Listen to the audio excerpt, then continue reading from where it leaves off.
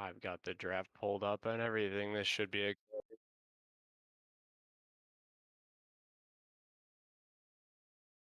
probably just streaming Discord.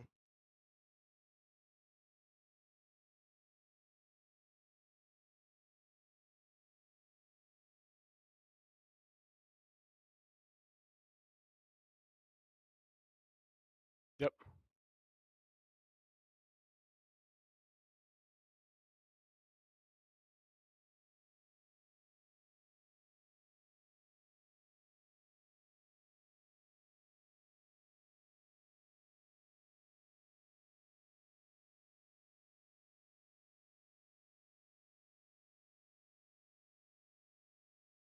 Well, as someone who's lost to both of these teams, 0-2 in playoffs, I think that they've obviously both shown pretty good improvement, and that they're both capable of taking this victory down. So I'm really excited to watch. Well, obviously it's more likely to bet on STD with the 1 game advantage, but I don't know. I felt like IOL just had like more pressure across the board when I played against them at least. That's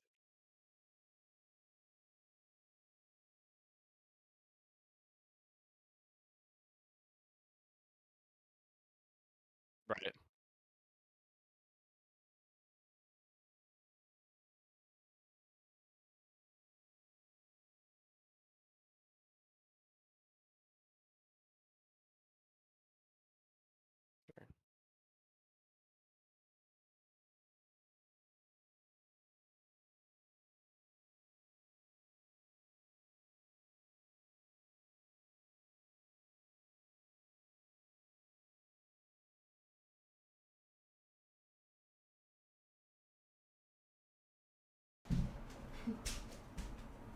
Can can you guys hear me now?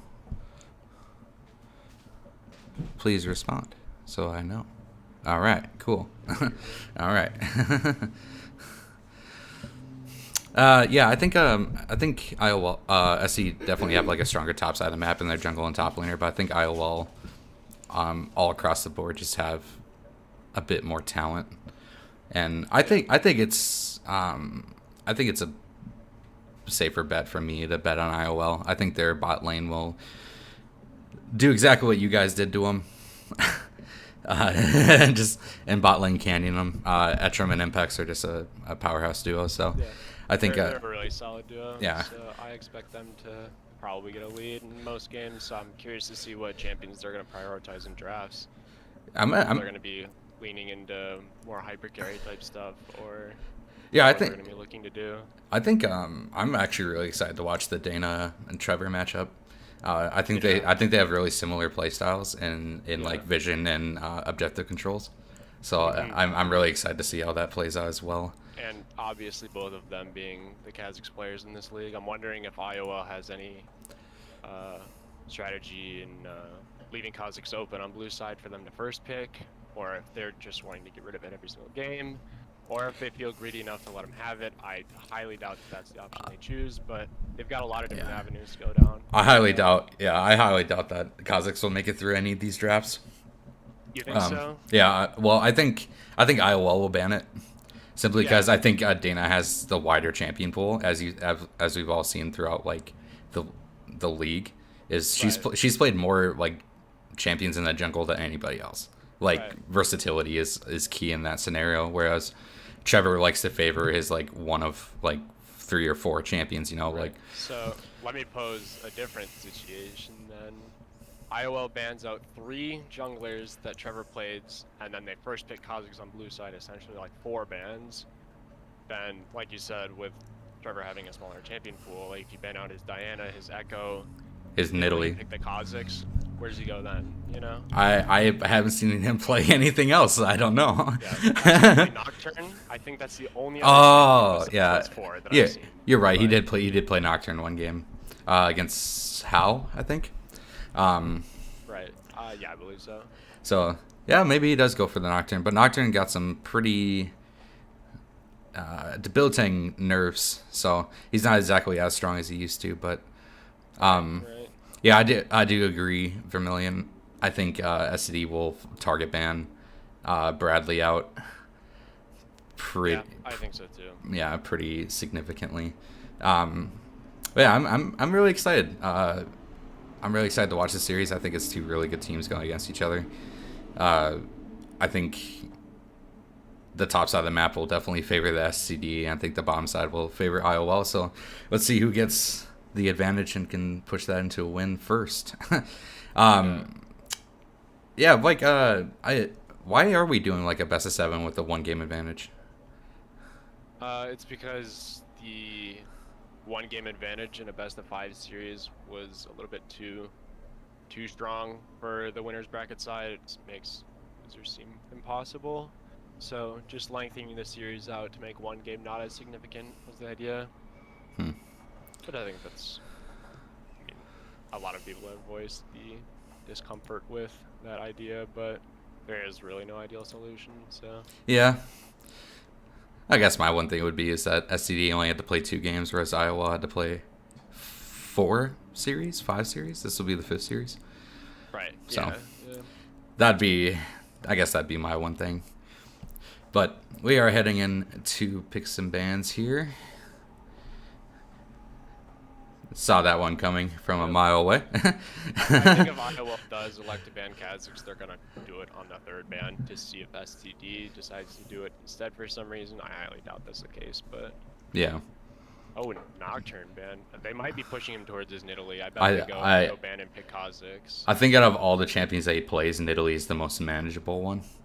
Yeah, I would agree. So Nidalee's very punishable and like falls off way worse than some of the assassins he plays.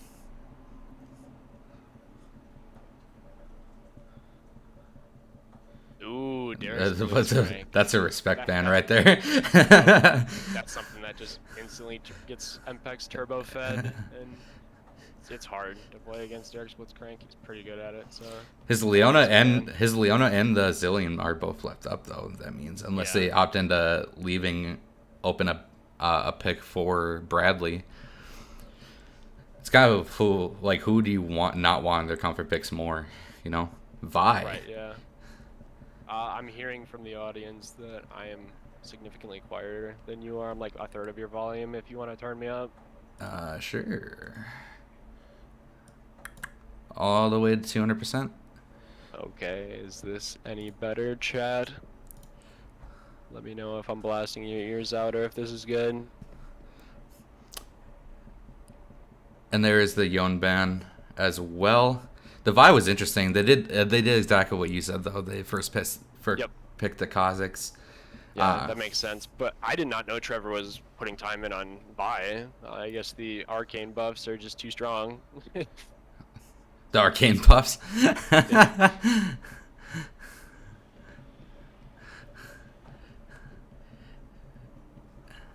All right. That's a good pick for. It's just buffer, right? Just buffers their ADCs. So. Yeah. Yes. I believe he plays that a lot. So that's one of his most comfortable picks. Yeah, so I think that's. Yeah, they picked it both times against you, didn't they? Yes. Yeah. And it's puff buffer. Oh, it's puff buffer. Okay. There's Just three. buffers There's 3 buffers, man. I don't know. Fucking. Yeah, I know. So the Jinx. Leona's a good steal from Derek as well. Okay, Cat, you're not shutting off my internet again. Get out. Out.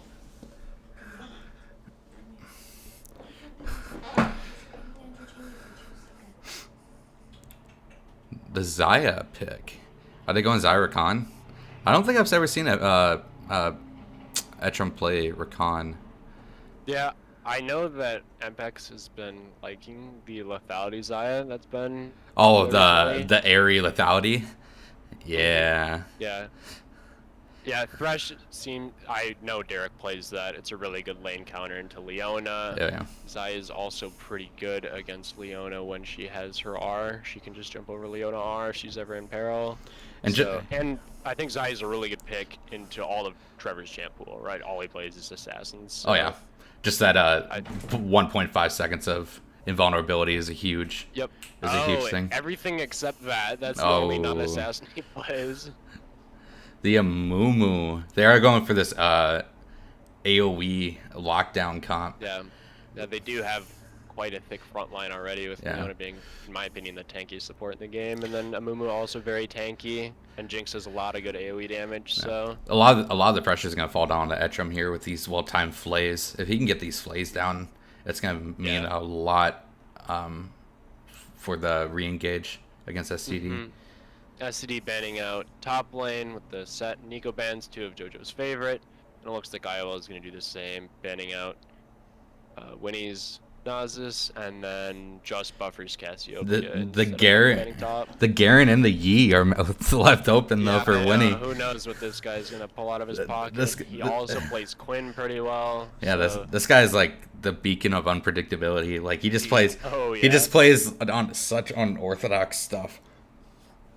So it's really hard to know what he's gonna play and who to ban against him.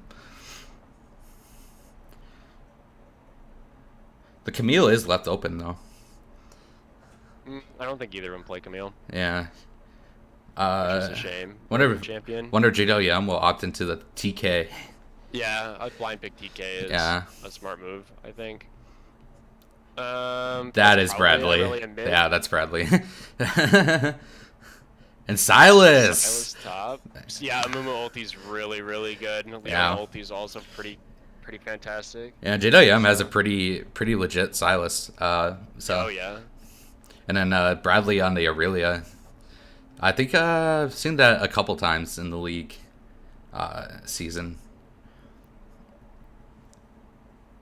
And Wukong for Winnie the G. I don't know how that matchup pairs in top lane. I think Wukong fits good with the comp. You know, Yeah. they've got 2 really big hyper carries in Victor and Jinx. They have a lot of AoE damage there, and then they just have like 3 pretty self-sufficient tanky frontliners. So I like it. I like the comp overall. It seems like a really good team fight comp. And they have a lot. And if you play it right, they have a lot of peel for the backline as well.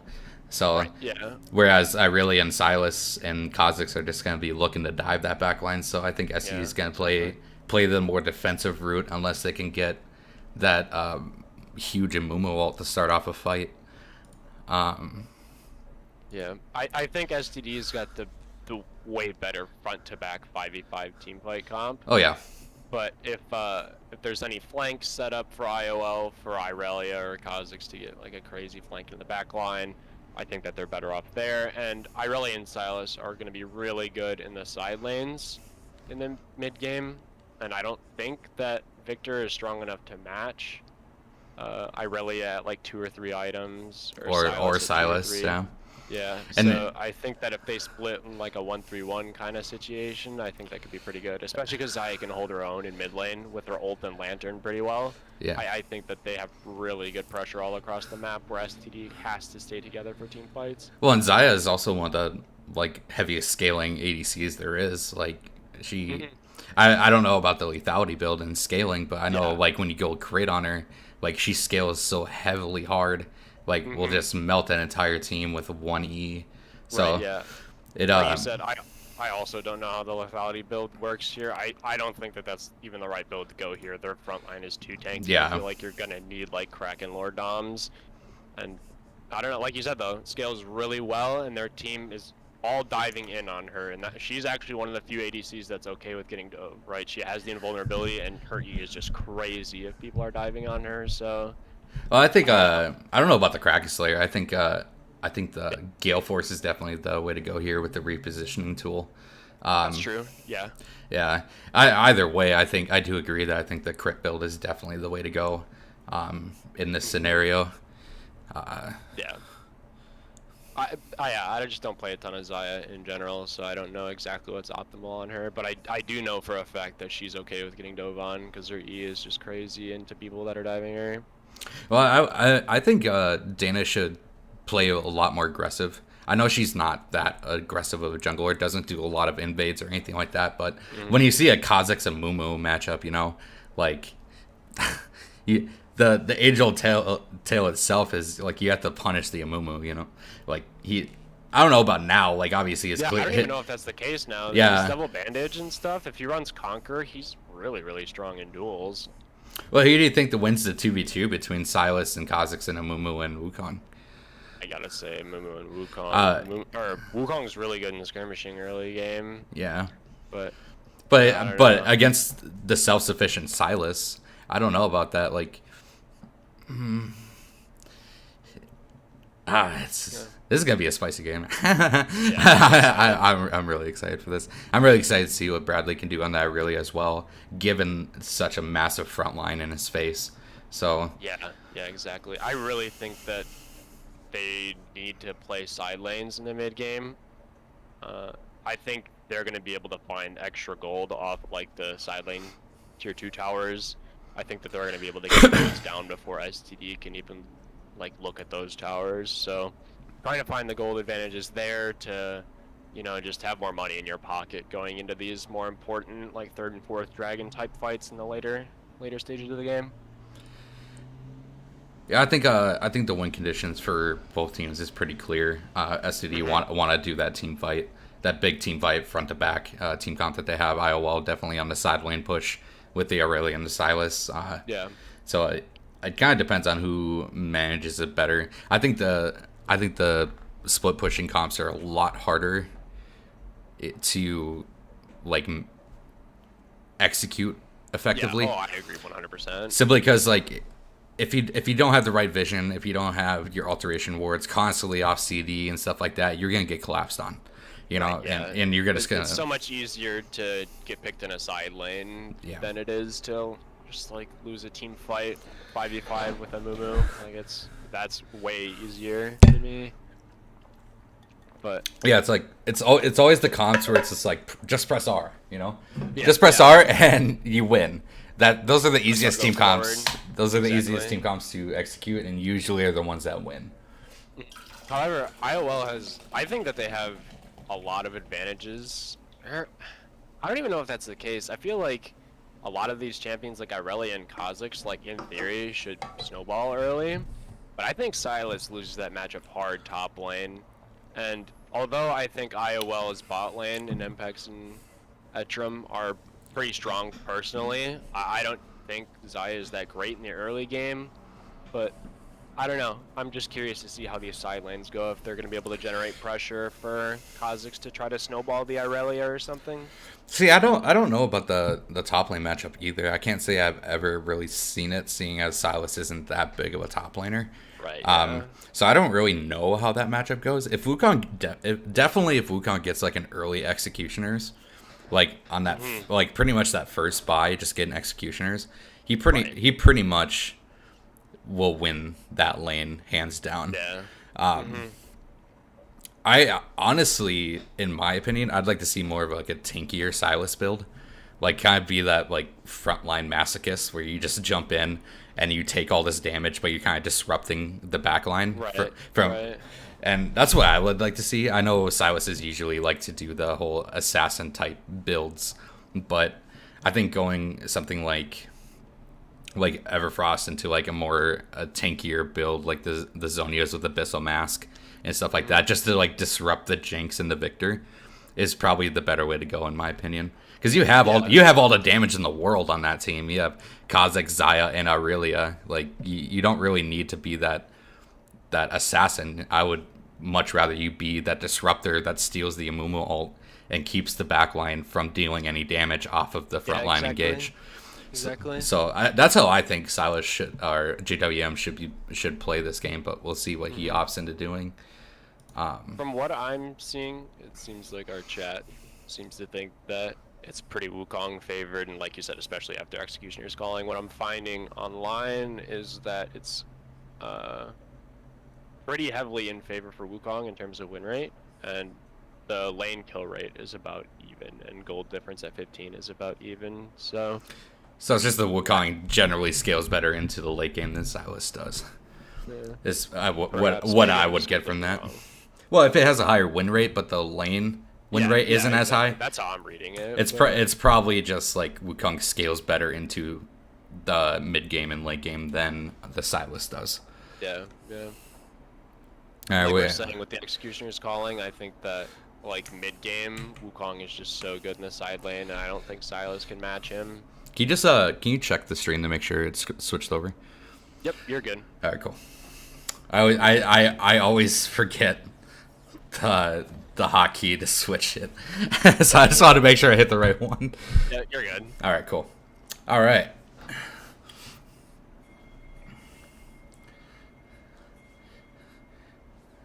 All right, game one. It's exciting. Well, technically game two. I suppose, yes. Yeah. I must have missed the first game, wasn't there? Who won? STD. Yeah. The free win. Looks like they're thinking about something bot lane, but It looks like they were. pull it off, I Yeah, guess. it looks like they're going for that cheeky bot invade. Whereas That's Dan, the El Clasico. Yeah. Yeah. The bot lane up their tri-brush. it looks like Dan's just trying to get some deep vision here. Yeah. I think. Gotta rearrange the scoreboards as well. Oh yeah, shoot. Sorry. I think tracking Trevor is a really big part of IOL's like win condition. Oh yeah, for sure. I think that Amumu is like his ganks are pretty strong now with double bandage toss. So if he's able to snowball any of his scaling lanes, it's just going to be super rough for IOL. Yeah. And Amumu has definitely come a long way from being like that silver season 3 champion, you know? Like he's seen so much like pro play in the past year and stuff like that. He's just become like a really staple jungler. Right, yeah. I like that Amumu's starting leashless. It's going to allow both of his side lanes to touch the wave first and hopefully get level 2. And Dana does spot it as well with that nice deep ward there. And it looks like Kha'Zix did also start leashless. No, I believe bot lane leashed. Well, she just finished it, and she took almost half her health. Maybe a reset or something. I don't know, but bot lane definitely did leash. Did it? Yeah.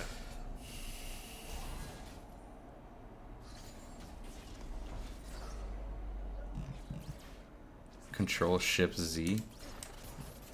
Oh, cool. Not that much. Not that much? Okay. Yeah. More Uh, out. right there? That's perfect right All right, there. perfect. Yeah. I did not know you could do that. That's cool.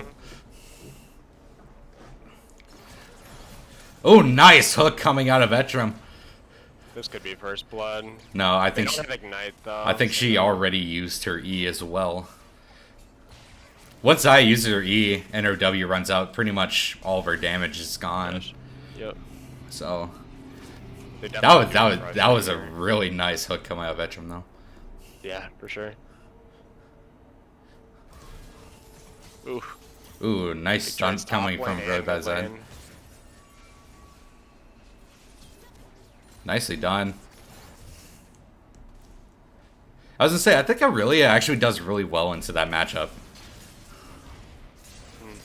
Ooh, Dana is here.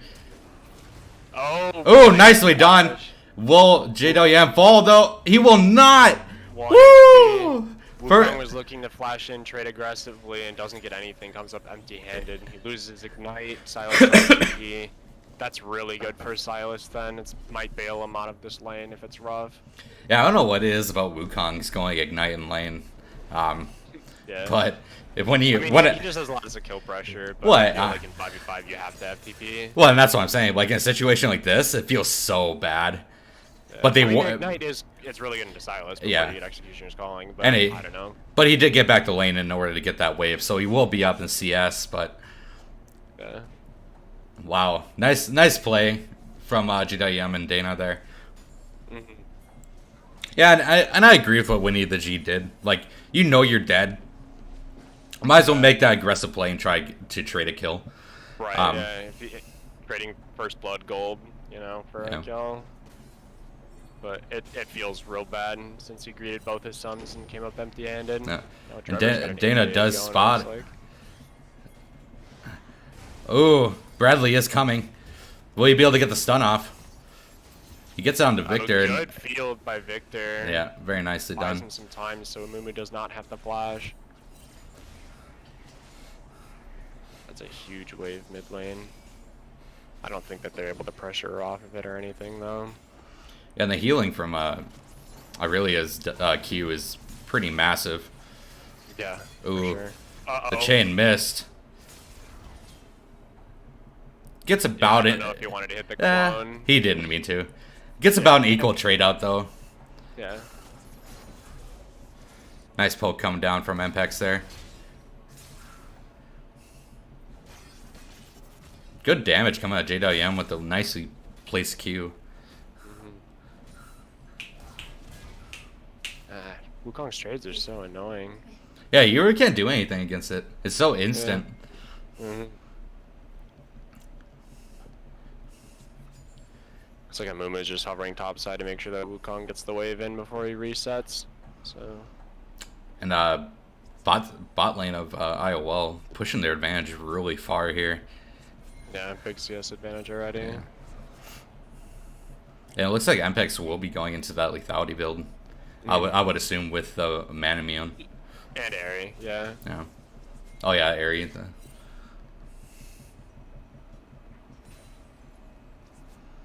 Again, I don't know why the game is stuttering. Derek said the same thing. He gets the same thing. I don't know why it does it, but I apologize.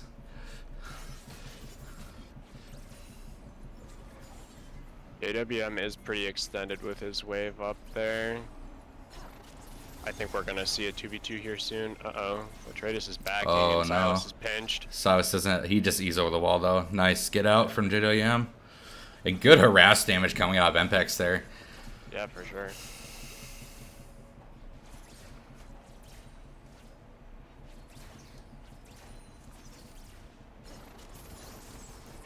God, that's so much damage. That area is just doing work. Yeah. And Jeff Bupper ulting for poke as our I like that R. As poke and wave here. He's able to get the wave in. I like it. As my lovely co-caster would say. Ulting for poke.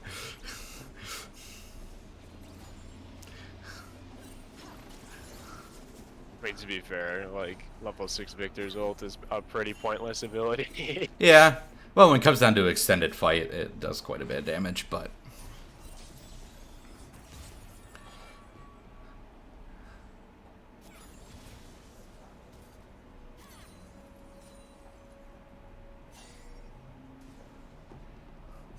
Mumu is on the top side.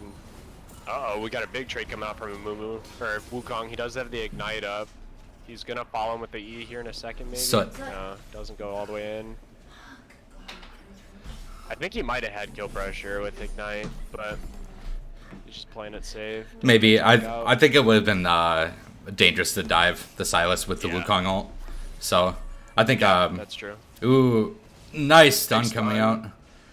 Isn't able to do much, though. All you have is... Oh, no. He might be in trouble. Going back in. Good roam coming out. Good flash E. Let's see if he finds... Oh, he gets the lantern. Good job. Okay. Nice job for Derek to follow up on the roam and give him some safety. And the dragon takes the first dragon as well, yeah. And the dragon is also picked up. Nicely done. Oh, it is just Cloud. Nothing too big to Ooh, worry about. nice little dive coming out here. Yeah. JWM should steal the Mumu ult. Or does he not have... Oh, he doesn't have ulti. Oh! Alright, they do end up killing him. That's huge. They did not have a big wave. A little sloppy, but they get the end result they were looking for.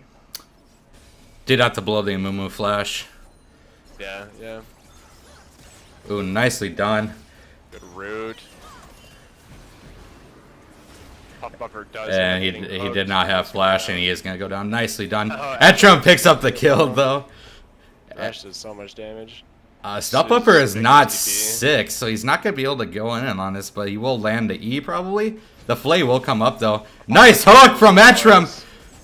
Nicely done. JWM did return the TP as well. And Just Buffer is going to have to flash out. He gets away. He doesn't have his chain. He is going to ult. Nicely done by JWM there. Good return play from IOL. Follow up on that TP play from STD. Yeah, looks like Dana is on the Herald as well. That seems risky to me. Your top laner's bot lane and you don't know where the jungler's at. You could just get folded on instantly. But... Well, she was able to pick it up and did get the scuttle as well. Yeah. And we'll be covering the top side here. A little bit more experience. I know Dana likes the Rift Heralds and stuff. Oh, but I feel she- like she doesn't. Yeah, she doesn't go punished enough for it. It's just so risky, and I don't think people punish her enough. Hey, Rift Herald does a lot of damage and it takes a lot of time to take. So you can, if you have the Yeah, right right. vision, if you have the right vision on it, you can definitely punish whoever's trying to take it. Yeah. CS advantages here. Top lane going over to the Wukong, no surprise there. Oh my god, big engage from Bradley here, and he will Wow. 1v1 the Victor. That's huge. Just 100 to 0s him with his full combo. The questions asked.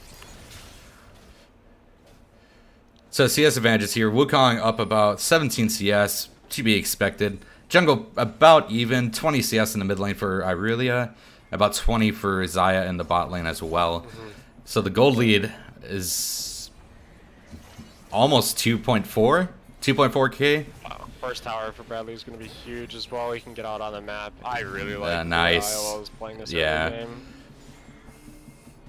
They're making a lot of really good plays. Ooh, and he does get jumped on. He does have his ulti though. My Bagasaur is low, Well, big follow up with the Victor W. and he is taken down.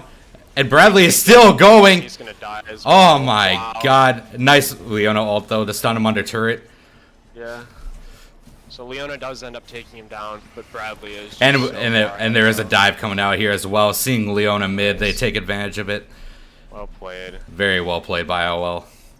This is pretty much how I expected the early game to go, right? Victor is stronger or weaker than Irelia. Wukong Yeah. is pretty strong top lane, and we know that Mpex and Etrim are just really solid players, so they're getting the advantage bot lane as well. Big engage coming from Wukong once again. He's gonna drop the ignite now. Silas does not have flash. Wukong. Oh, does. nice. Flash into the Wukong ult, but he probably will go down. Yeah, to he LT. will. Yep. Yeah. Kha'Zix is on the top side, just stealing the Krugs. Like, where's the counter? Yeah, and I feel like that falls down to communication. Maybe JDM just wasn't saying anything. Maybe he was too focused. Who knows? Right. But I do agree that I think Dana should have been there. Yeah. Uh-oh, another solo kill, almost surely.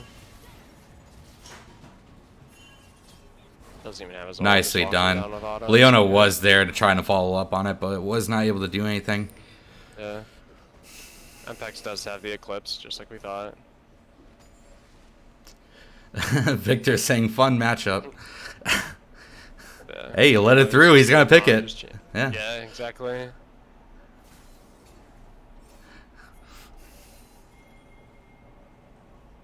Next dragon coming out here in 15 seconds. Victor does not have TP, but Wukong is starting to walk down. Silas doesn't have TP.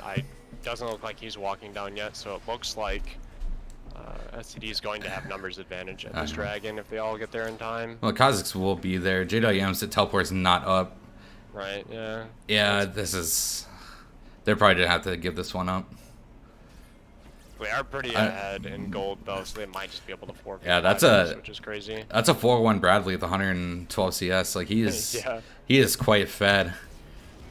Yeah, looks like they're just giving the dragon control and just pushing mid, maybe trying to look for a tower there. Dana's gonna look for the steal here, and she gets it. Gets it. Nicely done by Dana. And they are gonna get the mid lane turret as well. Dana will fall, but that's okay. They are looking. This is No, they going have. for the mid tower. Yeah, They're they have to getting kite up. hard. They have to kite up. Etrim flashes the Leona ulti. Nicely done. Threshold comes out. That will be stuff up for going down. Jinx just needs one reset and this fight is wiped.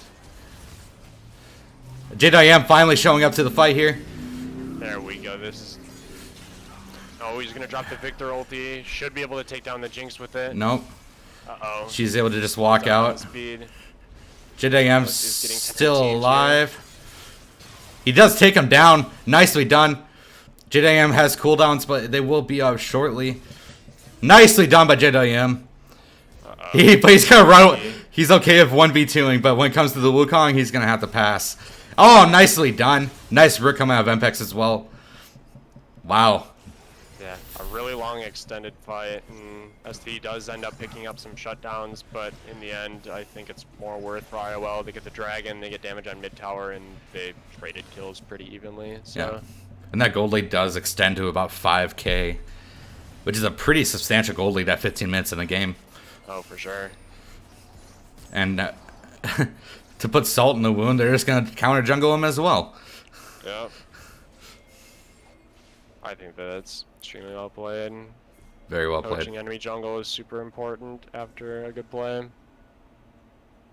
Looks like they're gonna try to put pressure on top tower. But Bradley's in the STD bot. is gonna respond, and yeah, like you said, Bradley is split pushing, no Yeah, pressure. Bradley's in the bot lane, not being contested at all. He's just going to take that outer turret. Just more gold for him. It looks like he's gonna go shield bow. Yeah. Which is really offensive. He's just gonna be a monster in this side lane. Well, that's the thing. Like the shield bow passive is so good when it comes to just getting that extra tankiness with damage. That for sure. That lifeline shield and everything. Like it's just such a good item. I think the more bruisery style build with Gore Drinker is better for her team fights, but I think that the shield bow is way better in the 1v1. They are able to pick it up. And Bradley will catch out Winnie the G here. Can he get the stun down? No, he just opts into ulting in right away. Oh, TP comes out from Victor. He's getting real. Oh my god. Uh-oh. Nicely timed Winnie the G ultimates to stop the bouncing. Yeah, for sure. Deny him his resets and just hiding around the tower like that. That was really well played. Etrim just yeah. Just hanging around for the lantern.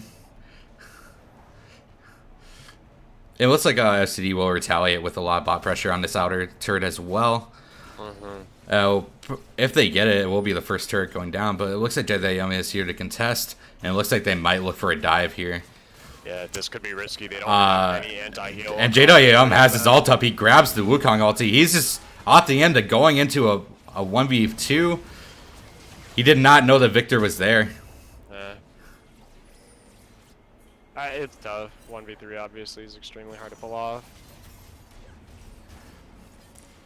STD not opting into following it up on that one. It looks like a little bit of miscommunication here. Bradley's just walking away. Yeah, I think that they just had to leave him, right? Thresh has no flash, and he's getting Leona and Mumu ulted like he's just a goner. And it looks like and Mpex just picks up the second tier mid lane turret, and they're gonna keep pushing. It looks like Silas will be up here, but I think they won't be able to get this turret. The minions are about to die. It looks like the inhibitor will be going down as well. Yeah. That was a really nice Everfrost coming out JWM there. I don't think they'll be able to get this. They're gonna greed for the tower. I don't think it doesn't get an extra charge though. Amu does has an ulti up if he lands this. Ooh, nice flash from Dana to avoid the Mumu ulti. Extremely well played. Yeah, very nicely played by IOL to get those 2 turrets plus an inhib turret. Or, yep. well, I mean, I think that's all they wanted. Greeting for inhib is too much. Yeah, no, I agree. And they're able to hold the bot T2, so they don't trade towers like that. So across the board, we're 5 towers to 1 right now. So even though it's Derek got it again. Nope. I'll exhaust the clone. That feels so bad. That's okay. Wukong does have to flash though. And the dragon is up. Mountain is such an important dragon for both teams. I feel like. And Wukong ult is not up either. Is a Mumu's. I think IOL know this. Yeah. So they're definitely gonna. Sure. Yeah. It's pretty much a free dragon at that point. If you don't have those 2 massive AoE teamfight abilities like Wukong and Mumu ult. The IOL now sitting on Soul Point. You know, STD's got to make a tough decision in the next 5 minutes whether they can test Baron or Dragon. You know, IOL has the choice, right? They could take Soul or they could take Baron and try to push for end. You know. And it is a Mountain Soul, which doesn't really benefit IOL as much as it would STD, but it's still like a free shield, you know. Yeah, I think, like you said, definitely better on STD with their point to back, you know, team comp with tanks, but like it's just a broken soul. Yeah, that free shield after like what is it, like 5 seconds out of combat, you just get a free shield. Like, that's one free Victor laser that you get to eat every 5 seconds No. out of combat. Or it's just the entire Mumu ult. Just Right, does yeah. no damage, just CCs you.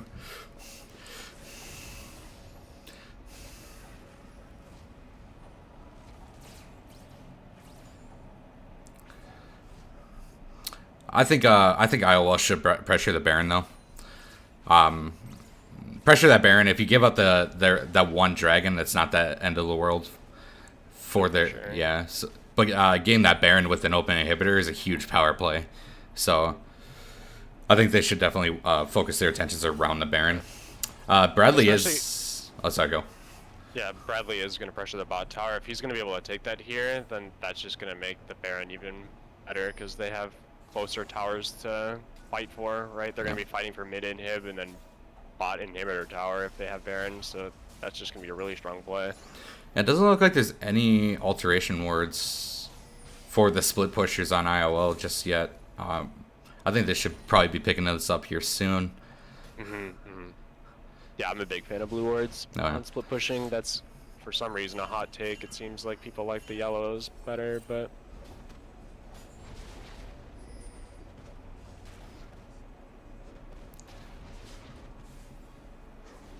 JDM looking for it. Oh, misses it. He does not get stunned up either. And it looks like he's just going to keep going. Just Buffer doing a lot of damage now for a 0 and 5 Victor. Just Victor things, you know? Like, my Backusaur looking for the Z here. Not going to happen. I don't think they would have the damage. I think he would just turn and kill the Jink instantly. Probably right. Silas might die to ignite. He does not. Oh, the locket just to make sure. It does. Oh! Woo! And pretty much all of IOL are gonna have to back here. At least Silas will. His TP is up though. Wow, this is extremely greedy, but I think it's I don't know. It's like you said, Silas does have TP. But it really will just be grabbing these bot lane turrets. Etrim with the exhaust onto Just Buffer. Dana on the flank. Nice ult coming out of Mpex there. Doesn't have her E though. Huge flank here. Big kill on my Backusaur for Dana. JWM picking up kills as well. Big ult from JWM. Nicely done. Wow. And that, I don't think you go for the Baron here. I think you go for inhib. Yeah, you go for inhib. Big team fight coming up IOL though. For sure. STD were just so everywhere, you know. Yeah. Not really falling. I think Irelia's TP was really. Oh no, behind. Yeah, I agree with that. The Mumu missed Dana. It only hit JWM. Or was it Mpex? I can't remember. But it only hit one person. Dana was able to walk out of it. So just kind of a fail to Mumu ult really set that fight into motion for IOL. And of course the Bradley TP was huge. Yeah. Like we said in the pregame, STD do have the better front to back, but if they can find any sort of flank, then front to back is just going to down the wayside. Like, what does it matter if like your move was on their front line, but the Aurelia gets to your back line, you know? It doesn't matter at that point. Aurelia's going to kill your back line. Right. So this will be Dragon Soul coming up in about 20 seconds. SCD are already setting up for it. And they have the vision control, which is really big for a team comp like theirs.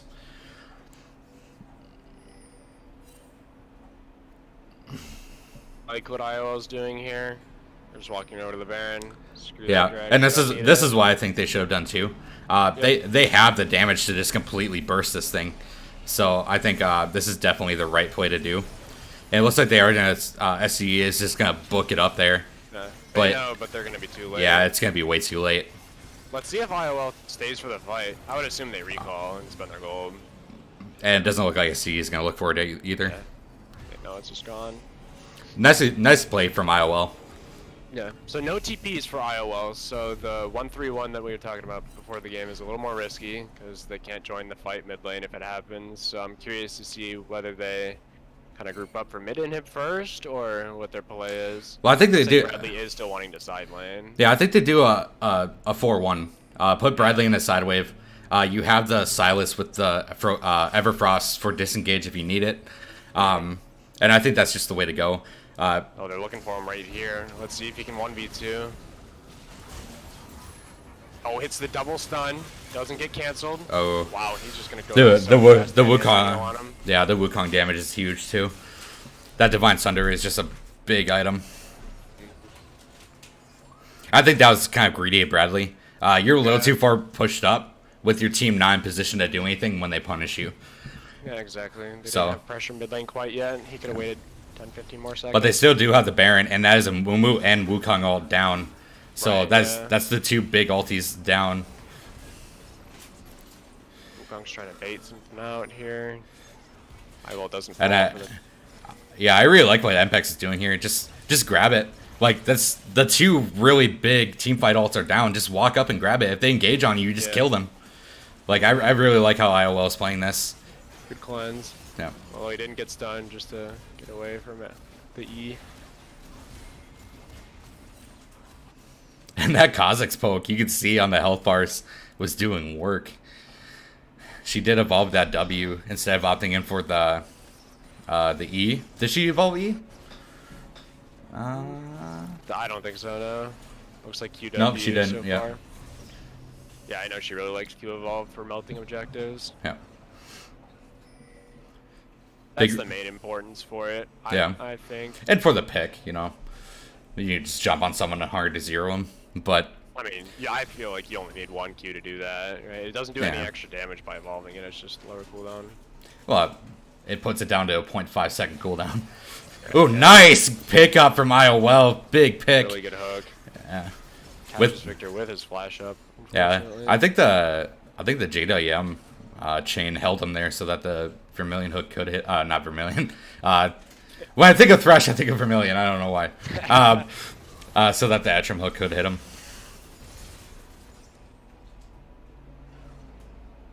Irelia is going to try to get bot pressure, it looks like. She now has TP.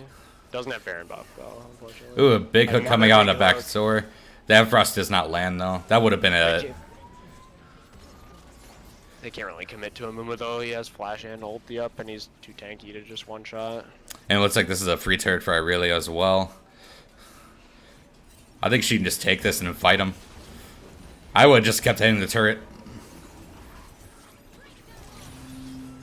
Yeah, that Bramble Vest is doing a lot of work on the Irelia healing there. Gets the tower. Yeah, Wow, Wukong Divine Sunder. yeah, it does a lot of damage. Hard. Yeah. Wukong did have to flash there for that, but Bradley does end up taking the tower. And I don't think STD can punish too hard. Dragon's not up. And Bradley, did Bradley have his Death Stance for that fight? I don't believe so. I don't think so either. So he does pick it up now. So that 1v1 is going to go a lot better on the side of Bradley's favor. I'm assuming he got the gold from Yeah. the tower to buy it. Well, I mean, he's sitting on 1,300. So maybe Yeah. not. Maybe he did have it.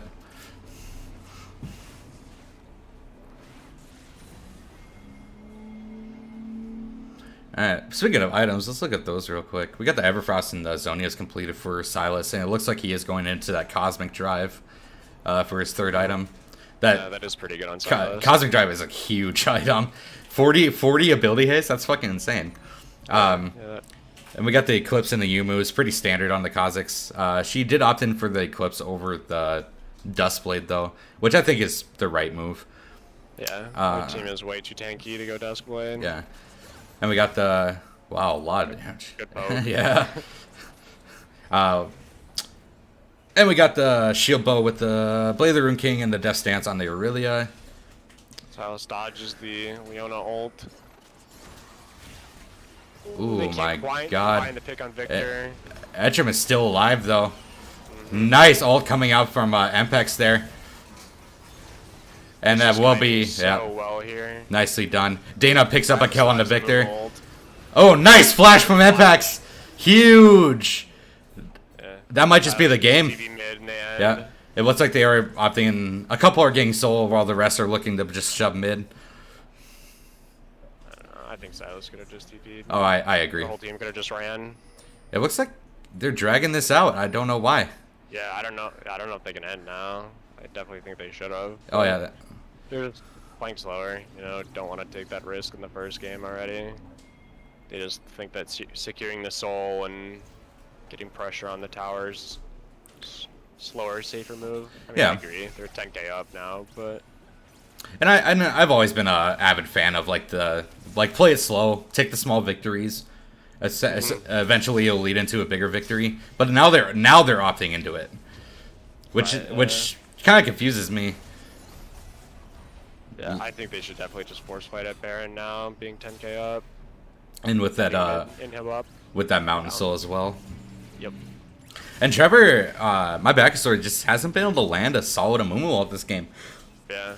I think IOL is doing a really good job of not letting him, right? Yeah. If he ever hits manage on a front line, he purposely isolates himself so that way Mumu doesn't get the R on the back line. Yeah. And it looks like they are just opting into burning this one down. Silas did use his TP to go to bot lane though, so Right. but they have the vision control, so it doesn't look like STD know that they're doing it, but it looks like they have an inkling. Yeah. But at that point, it's just too late. Nice hook from Etram.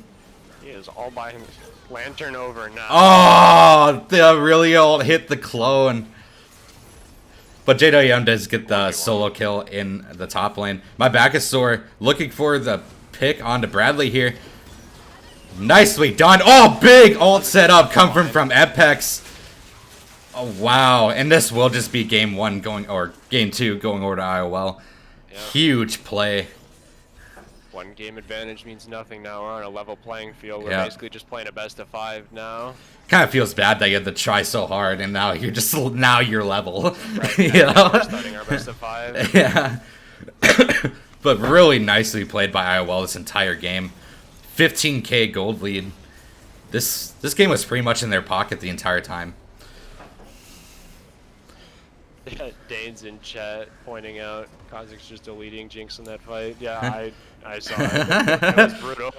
Jinx had a flash, and no, she didn't have heal up. But So you were annoying the hell. So stop.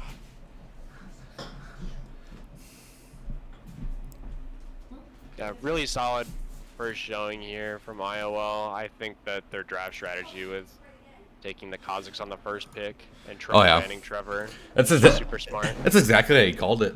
Like, Yeah. actually. Yeah, I know Trevor has played Amumu before. That is one champion that I forgot he has played, and I didn't even know he was playing Vi. That's something that they did ban. I think he played it once this league. I think he played Amumu once. Yeah. I think it's like no BM to Trevor, but like if you get Trevor on Amumu, I think like you're winning draft like already. Yeah, His other picks are just way more his speed and his style, and he's just so good at them. That if you can get him on Amumu of all things, that you're feeling a little bit better about it. All right, we are ready to go into game 2. It looks like STD does take blue side for game 2. Yeah. So I don't know if IOL is going to leave Kha'Zix up down because they could just first pick it. All right, I'm gonna let you take care of this real quick. I'll be right back. Sure. STD starts with the Zed ban, something they banned last game. IOL with Diana as well. Or I feel like we're going to see a lot of repeats. Yone, I wonder if they're going to switch that third ban out for Irelia, though. That was just a really dominant lane phase for Bradley. Nocturne ban again here, and I'm wondering if they swap out the Vi for the Kha'Zix. Yep, they do ban the Kha'Zix, and STD keeps the same 3 bans, actually. They are letting the Irelia through if IOL wants it.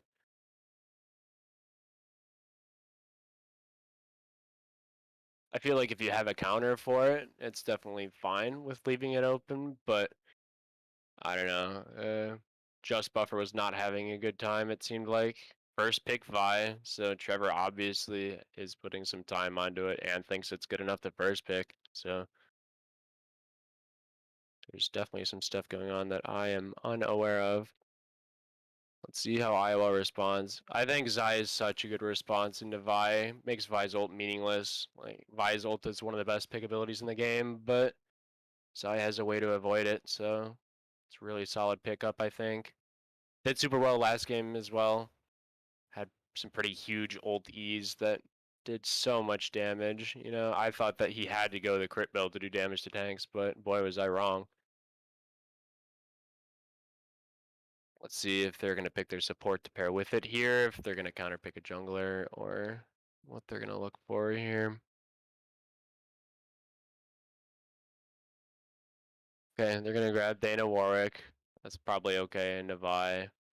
It is something that she has played before. I'm not a huge fan of the champion, but it is a comfort pick for her, so I respect that. Playing comfort is sometimes more important than anything else, so I like it.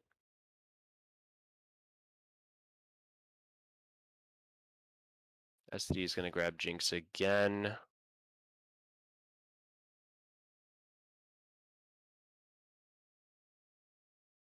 I bet they grab the support with it.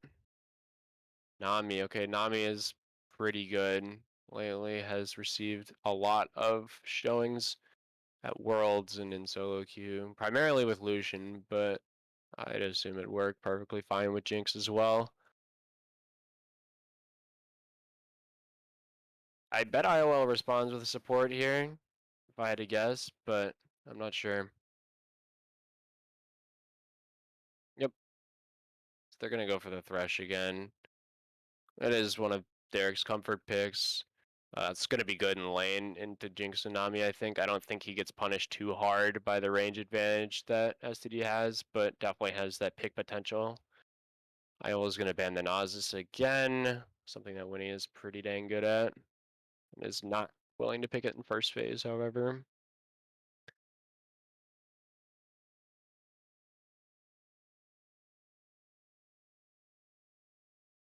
Wondering if they're still going to go for the same top lane bans for JoJo. That being the set and okay, I think that's a good adjustment. They haven't picked the Irelia yet. It's something that both solo laners on IOL do play. So it could be a really strong pick on the R4 spot as a flex.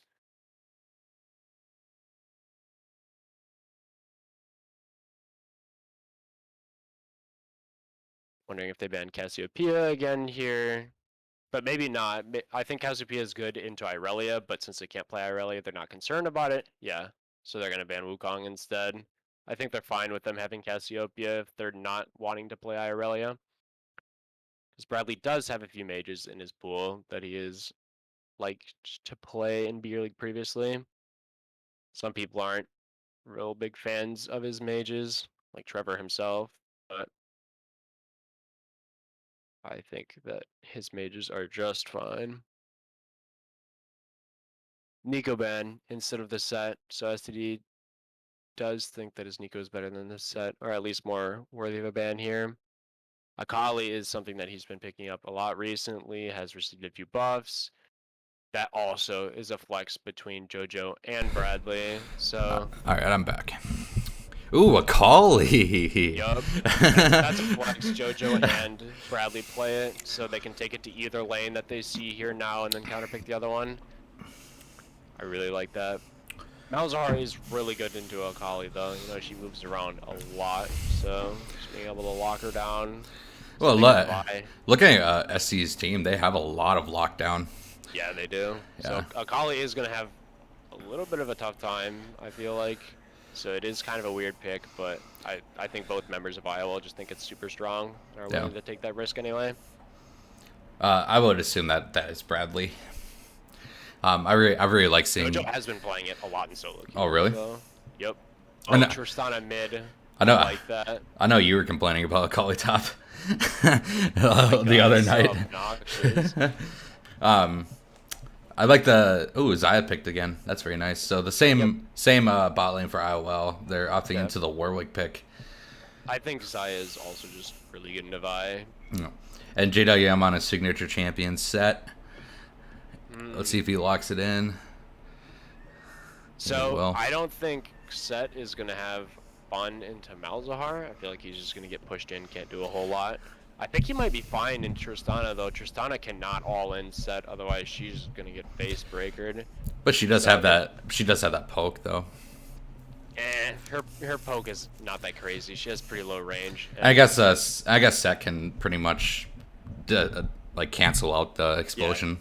So yeah, I see that. And if he goes like D-shield second win, Trist has to commit pretty hard to just poking with autos. You know, she's at risk of just getting like QE'd.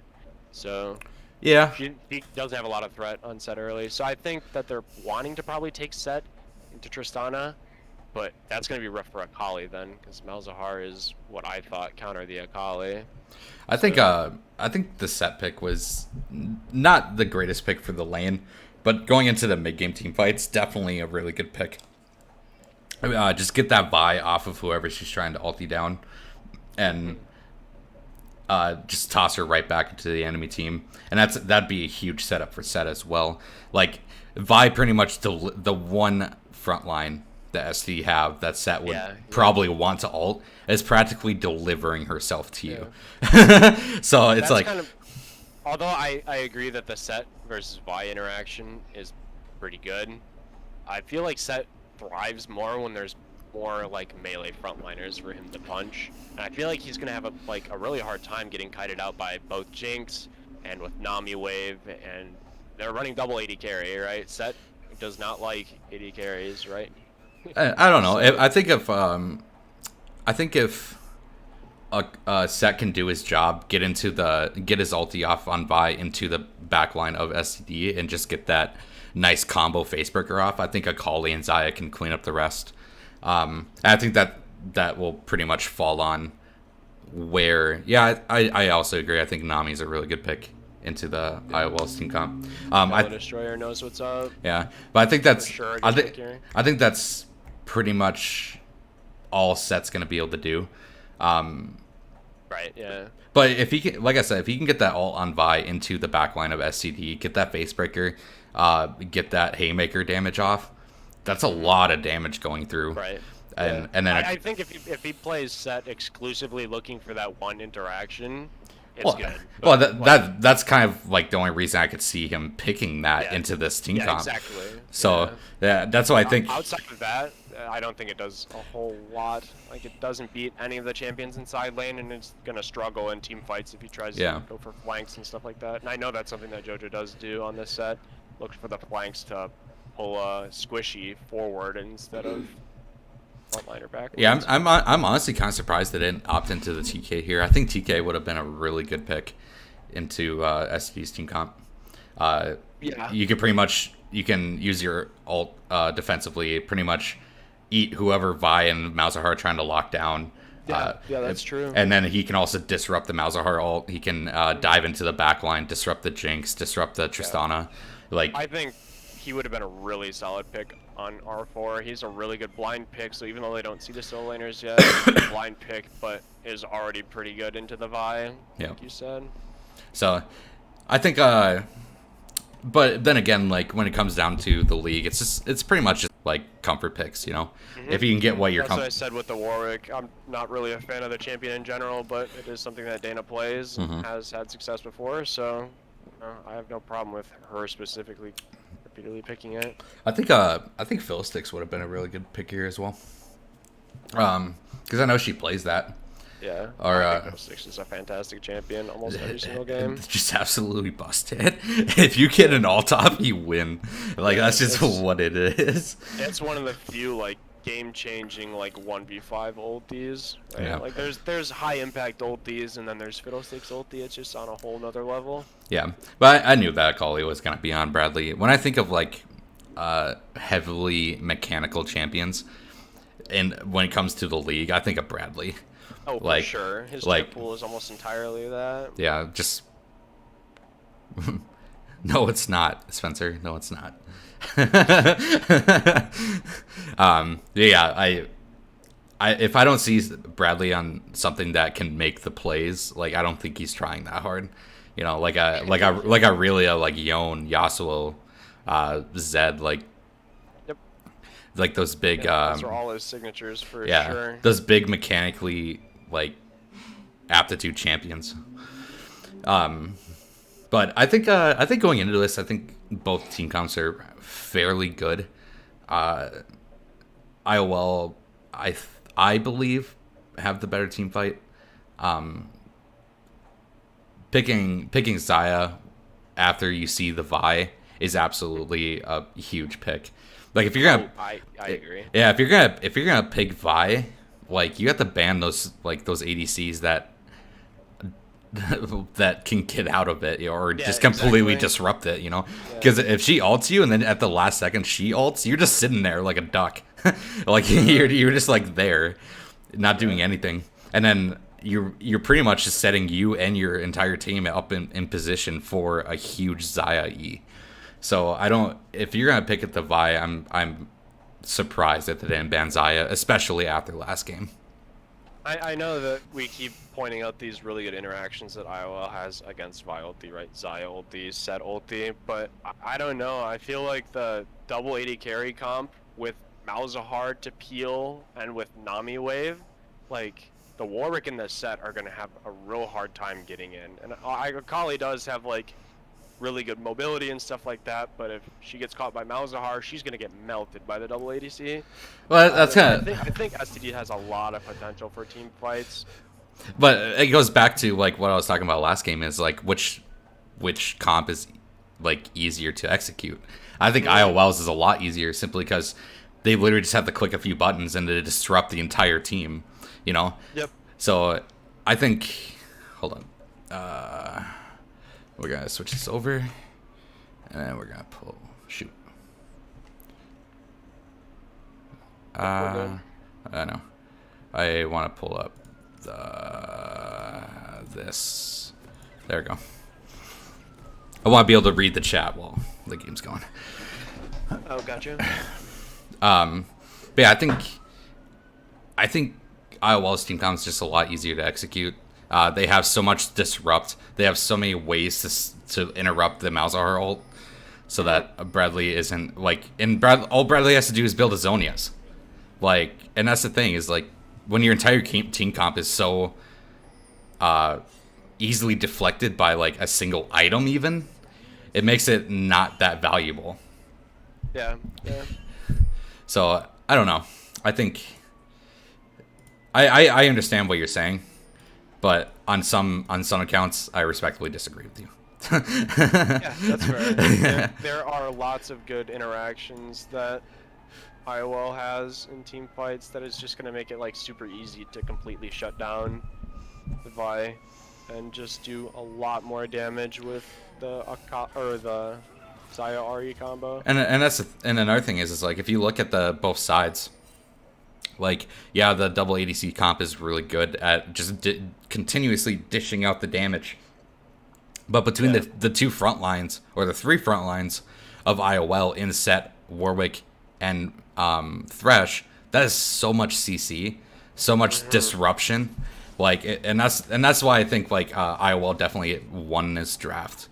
Yeah, the laning phase, like you see now, is gonna be really rough for IOL, but I think going into the mid to late game team fights, I think IOL definitely have the better team comp.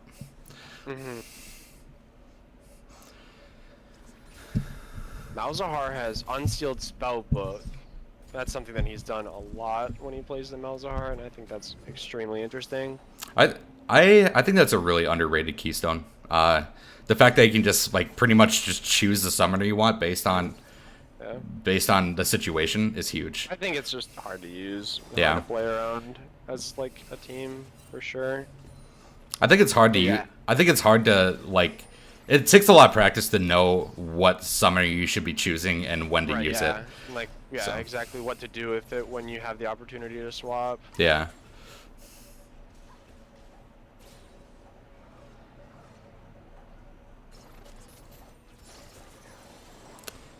Nice little poke coming out from Mpex is just quickly healed up by Stuff Buffer. And Bradley did have to go to Dorn's Shield, which I think was the right thing to do. I probably would have went, what's that keystone called? Fleet Footwork? Yeah, I agree. Yeah. But he opted into the Conqueror. So good. Nice hook coming out. Hook again. A good bubble for And but my Backusaur is here. They don't know. Tristana does get away without having to flash. It was a really good trade coming out from Really Bad Zed, though. Got a lot of damage down. Oh, yeah, for sure. Another hook. Holy cow. Ooh. Instant exhaust going down on the side. The bubble going down Etrom as well. is going to have to flash out. Ooh, a nice exhaust. The heal comes out as well. First blood on Jinx. I love seeing that. Yeah. They just really need to get these ADCs moving forward. Yeah, and demonstrating really good patience. Yeah.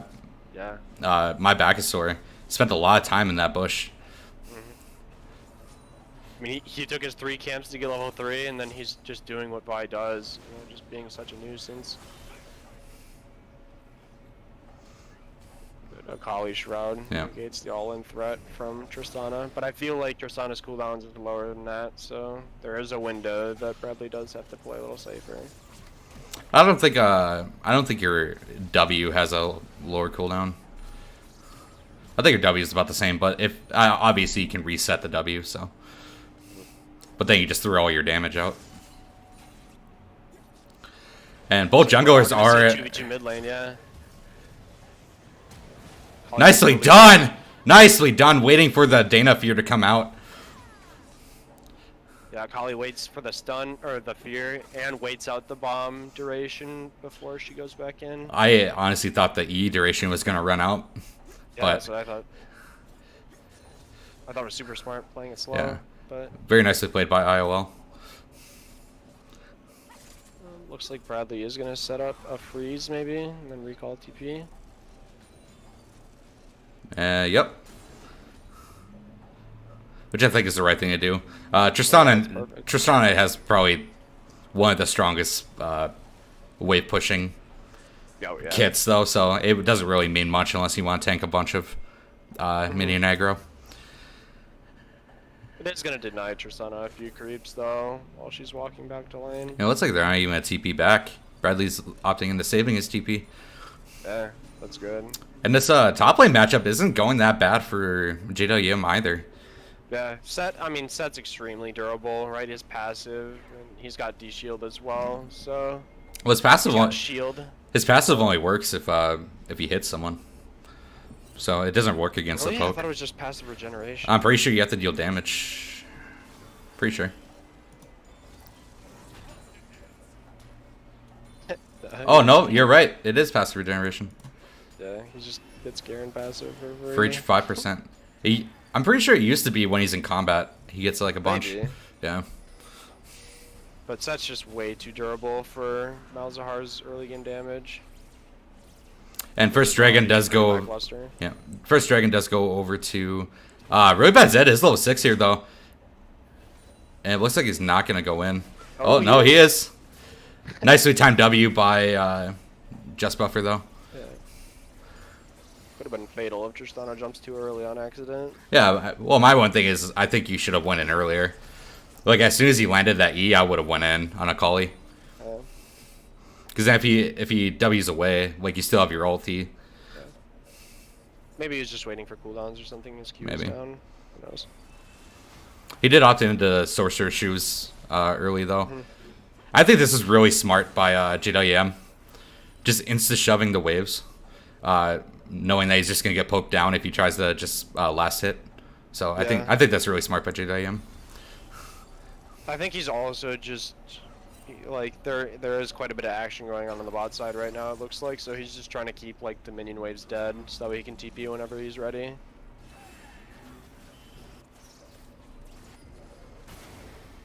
Nice W. True damage just goes straight through the Malzahar shield, I guess. That's something I didn't know. Yeah. I thought you took reduced damage on the first ability, but I guess not. True damage is always true. It will always do as much as it says. Is always true. Ooh, his W is up though. Here, though. Oh, nicely done. Oh, I would have liked to see the ult come out first from JWM. Not enough damage to quite one-tap the Malzahar, but it was really close though. Flashes. Really close. Yeah. thought the W looked kind of sus there. Yeah, For a second. it was the wrong way. it was a little angled, right? That Aerie just doing a lot of damage. How much damage has she done with that so far? Oh wait, maybe I have to look here. No, I guess you can't see.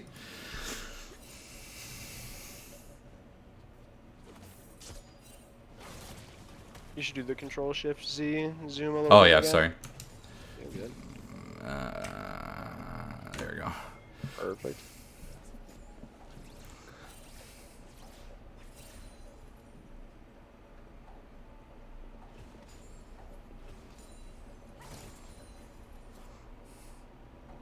Way more stabilized, even game Oh yeah. this time around. 1-to-1, relatively even in all the 3 lanes. And STD opted into like a lot more lane dominant solo lanes this time. Oh yeah, for sure. Yeah.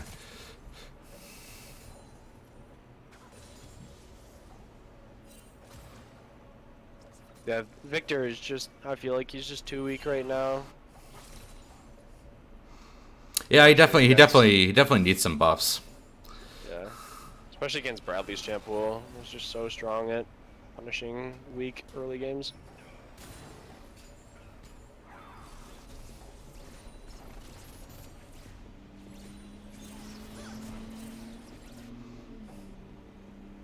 Yeah, not a whole lot of action in this game. A few skirmishes early on, but nothing really outside of that. Yeah, now that the junglers are level 6 though, I'd expect a little bit more action. Both of those are pretty good gank setups.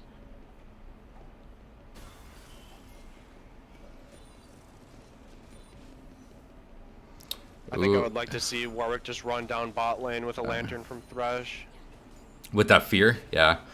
Yeah. Like take the Thresh hook with the fear. It's Yep. pretty big. And Malzahar is looking to take this pink board, but JDM stops him. Dana sees it. It is coming up. Big Set's damage. flash. Big damage coming out from Set. Holy crap. Set's gonna try to get the wave in, look for a dive. Vi's here to cover it though. She is gonna see the Warwick. She's gonna walk right past them. Oh Maybe she no. didn't see him. TP coming out from. Oh, nice. Just walk straight through the turret. Oh my god, nicely done by Latredas there. Oh! No. He got hit by the silence. He wasn't able to use the second Akaliar. Good hook from Atrum. They see all the action topside and they're trying to go for the 2v2. Nice Really pickup. well played by both of them. Yeah.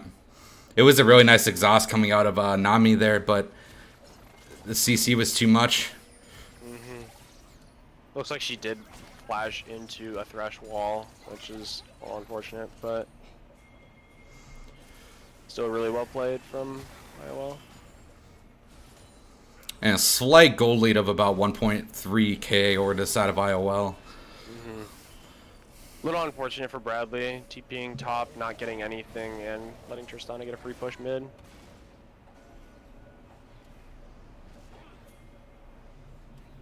Yeah. IOL's looking to take this dragon, it looks like, but STD is quick to respond. They're looking to catch Nice. Oh, nice bubble coming out, Tristana.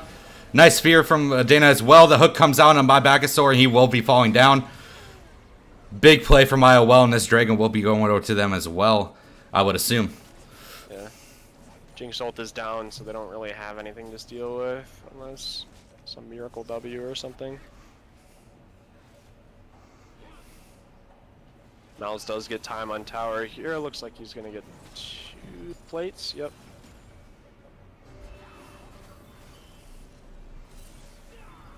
I don't know how I feel about the Jinx having Gale. Actually, I don't know. Dodging. I think that, Shuriken, yeah. I think that's a pretty. Feathers, Warwick ult. Yeah, I think it's pretty A lot of good. things you can dodge. Yeah, I think it's pretty good. I think repositioning is probably the best thing you can get in this season. Yeah, there's just so much mobility that being able to stay ahead of the curve is a little important. Yeah. I think Malzahar with the Leandries here looks like he's gonna go the mana item as well. I forget what it's called. Seraph's Embrace. Seraph's, yeah. And then Yeah, probably gonna go Demonic Embrace as well. Yeah. He's just gonna be melting these HP tanks. Because none of those guys really build any resistances, right? Like Set and Warwick just pretty much stack health. So. Well, I think Set and Warwick will both go into like a Spear Visage, Thornmail probably. Yeah, maybe. But they're not quite as tanky as some other people. Yeah. They're not like sheer tanks. They're more bruisers. Right. Yeah, exactly. Jedi pushing my backstore off his own blue here. Giving it over to Bradley. Jedi looking for the fight. Dana looking on the wing of the G here as well. Oh no. Nice hook onto my back is sore. But he does get his ult off. This is looking bad for IOL. Tristana just cleans up here with resets. Does she go forward? She is. Akali's just going to try to walk away. But Tristana doesn't have flash either. But this will be Mpex just looking at the bot lane turret as well. Oh, they're going to try to dive. Her Shroud, it won't be up for another few seconds.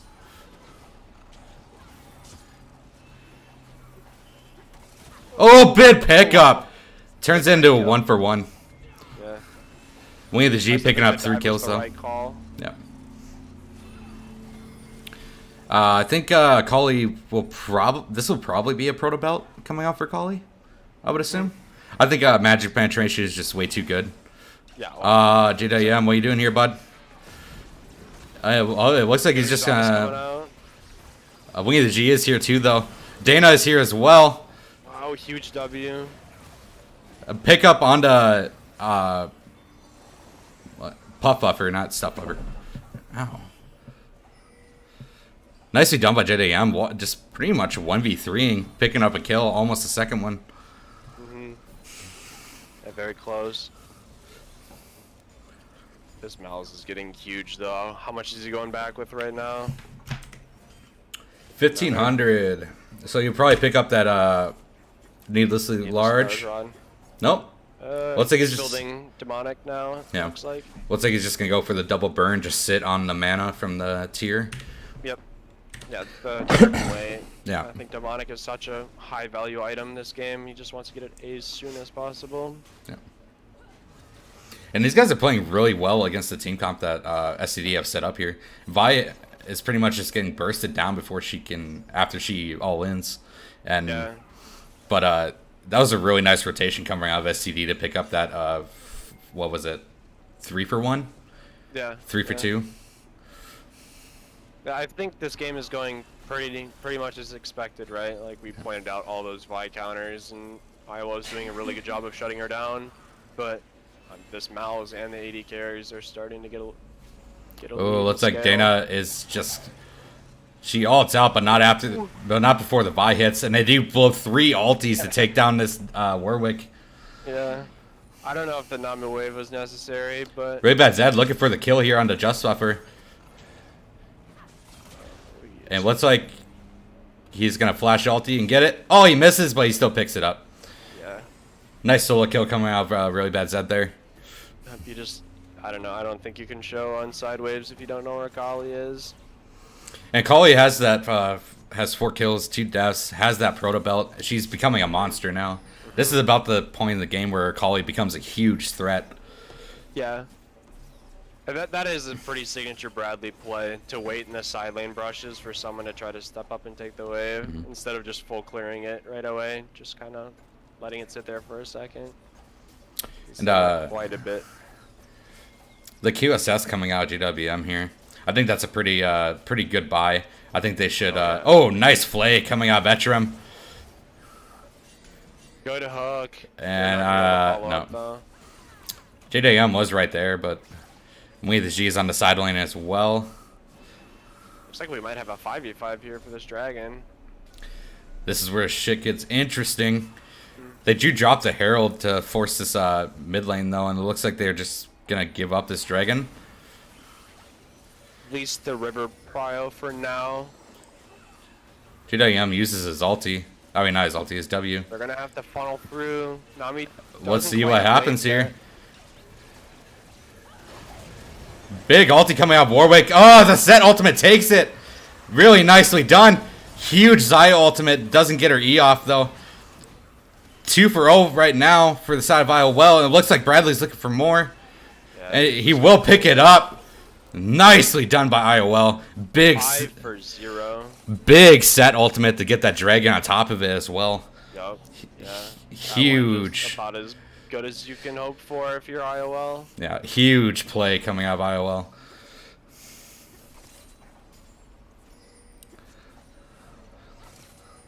And this is just, if they win this game, it's just one of the 4 they need to win. Yeah. This is going to be a long night, bud. It's going to be a long night. I don't know if I can cast all night. No, that's okay. Have to dip out after this game, but I think there are some people. I think Vern will be hopping in after this one. Yeah, perhaps, but I will do as much as I can. Oh, I appreciate it. I was hoping to watch this series anyways, so might as well stick around and cast for what I can. You have somewhere to be after this game? Yeah, but I still will be watching. Don't watch Beer League on your date, son. Yeah. League is more important. That's why we're all here. All right, big poke coming out of Wingy the G onto JWM. Wow, his cooldowns are non-existent. It seems like, holy crap. Yeah, he does have the lucidity boots.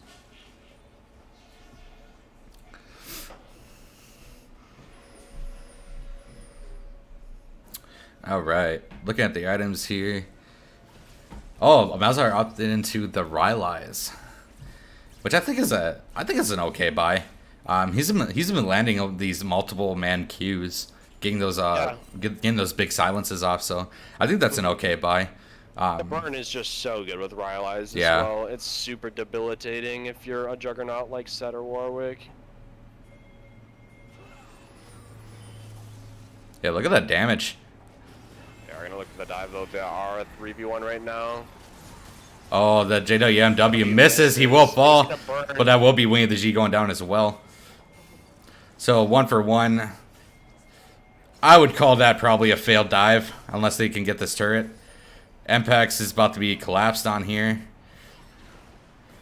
Yeah. Let's see what he can do.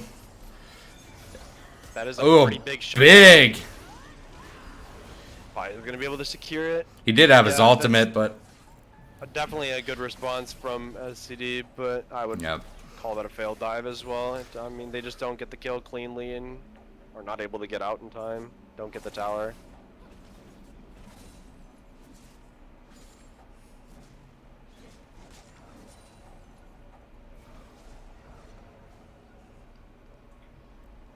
Nami did. I don't think.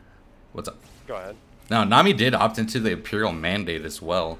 Yep. I think that's standard. Is it? I would think I think you'd go the Moonstone or whatever it's called. I mean, I am a really big fan of Moonstone personally, not specifically on Nami, but just in general. But a lot of what I see from most Namis is Imperial Mandate. Huh. Uh-oh. All right. Ghost Buffer is in trouble, is alone once again. Bradley did decide to use his ult right away. Oh, and wow, yeah, really good E. Nice. Good. Gets the shuriken off before he gets pushed away. Yep. And that just demonstrates a lot of patience from these Akali players, like knowing when to follow up on your E, knowing when to use your first ulti. So, really nicely done by Bradley.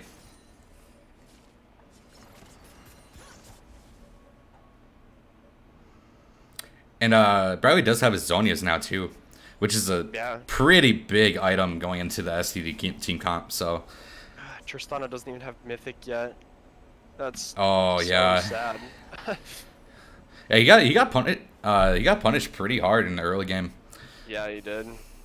He definitely wasn't getting the free laning phase that he thought he was supposed to. Well, he did pick it up now, so 22 Mythic for the Tristana. Picking up that Kraken Slayer, which I think is the right move. God, they definitely do have the DPS if they can just get there. But right now they are struggling. That gold lead in the bot lane, though. Yeah, wow. Brutal. Oh, and Bradley here again. Oh my God, just an instant death. But he is going to be collapsed on here. Let's see what he can do. But the rest of his team is here to pick. do something as well, but it looks like they're opting into backing out. Really nicely done, layering the Malzahar ulti first for. Oh my god, so much. Big hook onto the Malzahar. Oh, actually saves him though. Ooh, big E coming out of Mpex as well to stop my Baggestore from getting back on him. GWM. Chasing these minions, just slow him down. This is hilarious to watch. Yeah. And this will be probably Dragon going over to IOL. Yeah. Trade 1-for-1 is fine. That was They're not done yet though. Ooh. Almost steals. Oh, he kills the Malzahar with the W before taking the Lantern out. That was huge. Yeah. That's crazy. It does go. I just saw it there. It does go through the mouse passive. Yeah, that's crazy. We, the G, probably didn't know that either until that exact moment. Holy crap, that did so much damage. And for Baron as well. And it looks like Set will be going into the Sterix next item, which I think is the right thing to do. But that entire fight, starting with Etrim's hook onto Malzahar, was huge. Really bad Zed going on to 2 here. He just completely deletes the Jinx. Picks up the Nami kill as well. Zonya's the... Oh, and Just Buffer goes in. The hook lands onto the Vi. It gets taken down. Etrim just landing these hooks when they matter. And all the while, JWM and Dana are just beating on the Baron. Huge plays coming out of IOL. Yeah. Akali is just such a disgusting champion. Just makes me sick watching like how much he can do. Bradley is just using full kit the entire time. Yeah. Pretty much using his ult on cooldown. Just crazy. Absolutely nuts. That burn though, wow. That does so much damage. Set is backing on a ward here. He's gonna just walk out though. So Set will be able to complete his Sterix up. Xayah has enough gold for about half of her next item in that serrated Dirk. And it looks like Bradley might be going into a Horizon focus with the Needless and the Amplifying Tome. Maybe he's just going for Rabadons and he's just sitting on the rod. Yeah, maybe. Or sitting on the Amp Tome. Yeah, maybe. Sure. Just that little bit of extra damage with the gold that you had. Yeah. Yeah. Because Horizon Focus does not seem like... Yeah. Range or CC, like that should not work. Yeah. I mean, technically your E would count because you dash backwards before it hits. I suppose. But that's if you hit it at like almost max range. Yeah. So, yeah. Way too conditional. And Warwick taking a greedy pathing there. And Warwick will be opting into the Titanic's Hydra, which I think is pretty standard on Warwick, right? Yeah, I believe so. DS into Titanic, yeah. Wow, so almost 3 items complete on Xayah and only 1 on the side of Jinx. That has to feel bad. They are gonna catch Bradley in his shroud. But he is just gonna E out. Nicely done. And that's 2 ultimates. That's the Nami ult and the Vi ult coming out to try and catch Bradley there. And unsuccessful. He will just walk back into lane. Yep. Yeah, well played getting the shroud down before Vi finishes the ult animation, so they don't have anything to follow up with.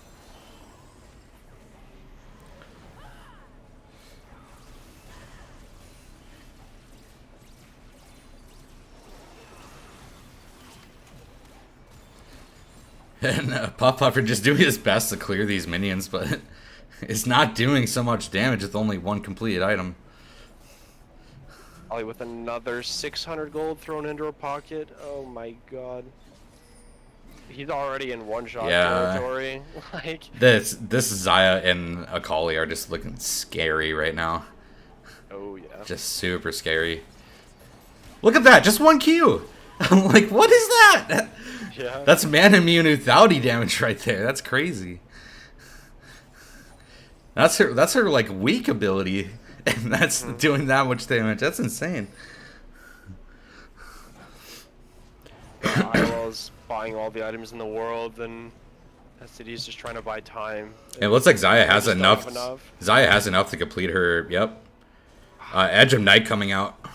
Yeah, they are just so much farther ahead. Yeah, about almost 10K, a little over 10K actually. That's a huge gold lead. Yeah.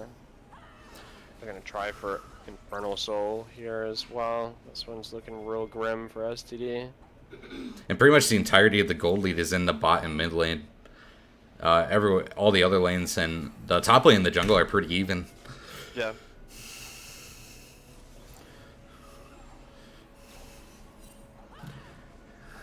And this is Soul Point, so they need to contest this because Infernal Soul on the side of IOL just sounds like a bad time.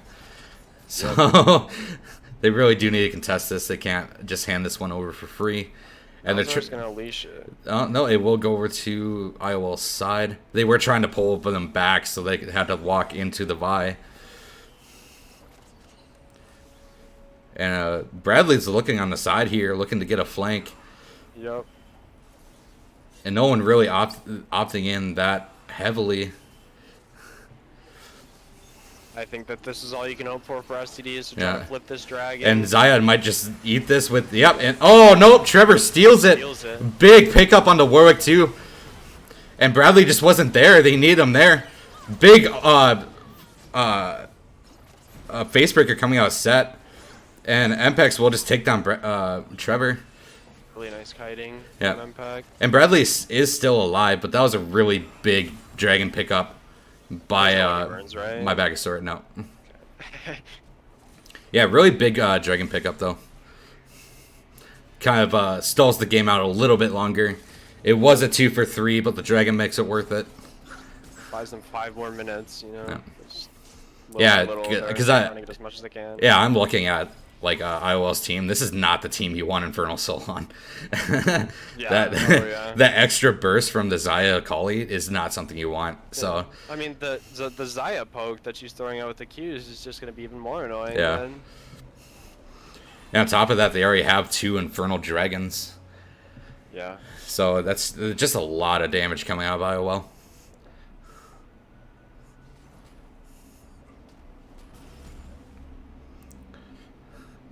Yeah, like you said, Bradley was looking for that flank, but the fight happened too fast that Bradley wasn't able to get in on time, and they just got a lot of damage before you can get there. Yeah, I think he used the blast cone to get in. Yeah. But at that point, like, Warwick is already dead. Yeah. So it's kind of... Oh, and misses, but the Veer misses as well. A TP coming out from Malzahar. It was a good try on this fight setup. Oh, big ulti E coming out of Mpex on the side. Holy crap, that is so much damage. That's just... My back is sore trying to... Oh my god. Mpex. Oh, Trevor finds 1, but it's not enough. That's not enough. Trevor won't be able to stave off the Akali and the Xayah at the same time. This game is just over. Oh! And Bradley looking for his friend. Looking to just take him out. Nee will pick him up, and that will be GG. A little bit of BM. You know, it wasn't necessary to win the game, but win the series for sure. Very nicely done by IOL. It looks like the team is coming up here, though. Nami and Jinx and Tristana are both coming up, but I don't think it'll be enough. Unless they just completely BM like they are now. And it looks like they are just going to end it. Game 2 going over to IOL. Another really clean game from them. Bradley just is showing that his pool of cringe champions is just too big to ban. He's just got too many. I'm really wondering if they're going to drop the Blitzcrank ban for a Bradley ban. I don't know. He's got too many champions. He's playing. Well, that's the thing is he played 2 different champions, and he just kind of like it's a best of 7 Jello. But SCD did start with a 1-game advantage, so right now it's 2-1, best of 7, in favor of IOL. Yeah, but he played 2 separate champions. You know, like this is just one of those guys that you can't ban out unless you throw like all your bans at him. But even then, like, you still got to pick something that he'll probably destroy you with. So it's hard. It's really hard to do that. But I think the Tristana pick into the Akali is, in theory, good, right? Like, yeah. you have a really good lane phase to punish her. She can't do a whole Oh, lot. whoops. You have your W to jump away from her. Forgot I did that. But, I mean, the Akali just found too many kills, and when you're an 80 carry that's behind an Akali, it doesn't really matter like how the lane was supposed to go at that point. Just honestly, like the STD did very well in the early game to stave off the early game pressure that IOL showed the game before, but right, yeah. they just kind of fell behind in going into the mid game. Bradley picked up a bunch of side lane kills, just a bunch of 1v1 kills. Set playing his matchup really well, honestly. Yeah. And then the powerhouse duo of Mpex and Etrum in the bot lane just doing their thing as well. Just overall, just very, very nicely done by IOL. Alright, I have to tag out for now. If Alright. any potential casters watching from chat who would like to join Elias, please do. Ben, I'm talking to you. But I'm glad I got to cast the first 2 games. Really exciting games, and I'm excited to watch the rest from the phone. Yeah. Thanks for helping out, bud. I appreciate it. Yeah, always a pleasure. Take care, man. You as well. And it looks like Ben will be able to join in about 15 to 20 minutes, which is probably around the time that we'll be getting into our next game. So I think that'll work out just fine.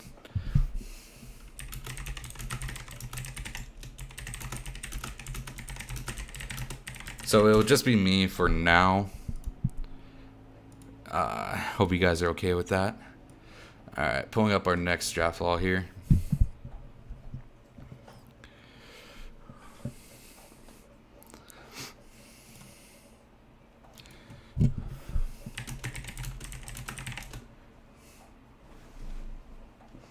Just to reiterate, it is a best of 7 with a 1-game advantage going over to STD.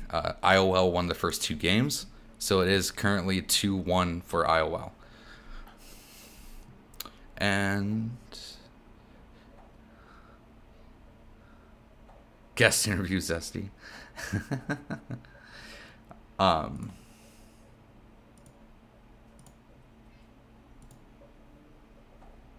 Verm will be joining in pretty soon here, so we will have a second caster, but right now it would just be me. Going to the picks and bans here, SCD did opt into the pick and blue side once again. The bans are pretty much the same from last game, except the Zaya instead of the Blitzcrank. I wonder what Trevor will pick first pick here. If I know anything, historically, SD always picked Trevor first, and it will be the Echo, which I think is good. Getting on a comfortability champion is always a good thing. Something that it doesn't seem like they were able to do the last couple of games. So good to see him on the Echo. The Blitzcrank does come out for Etrum, which is to be expected. The Jinx duo with it. Powerhouse bot lane combination. And what will STD do to try and handle that? Because that's a pretty scary lane, to be honest, the Jinx Blitzcrank.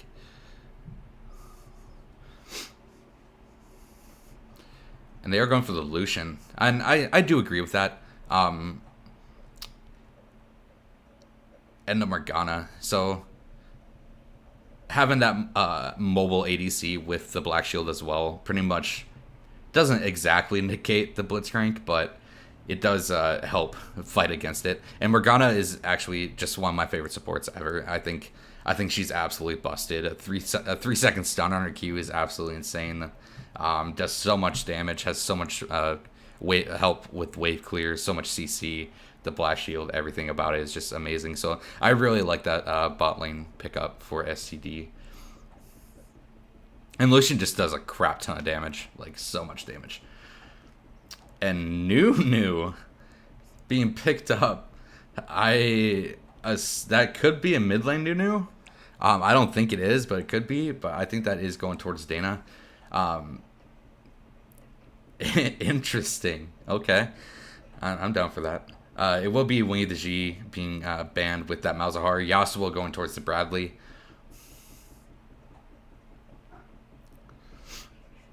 And then Nasus against Winnie the G as well.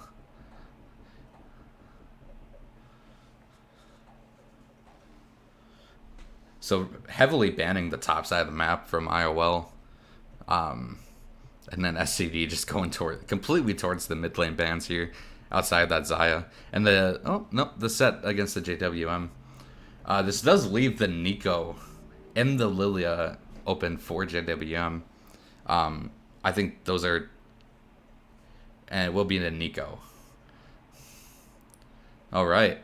That's one of JWM's signature picks as well. It's when you think of JWM, you pretty much just think set Nico. So glad to see that being picked up.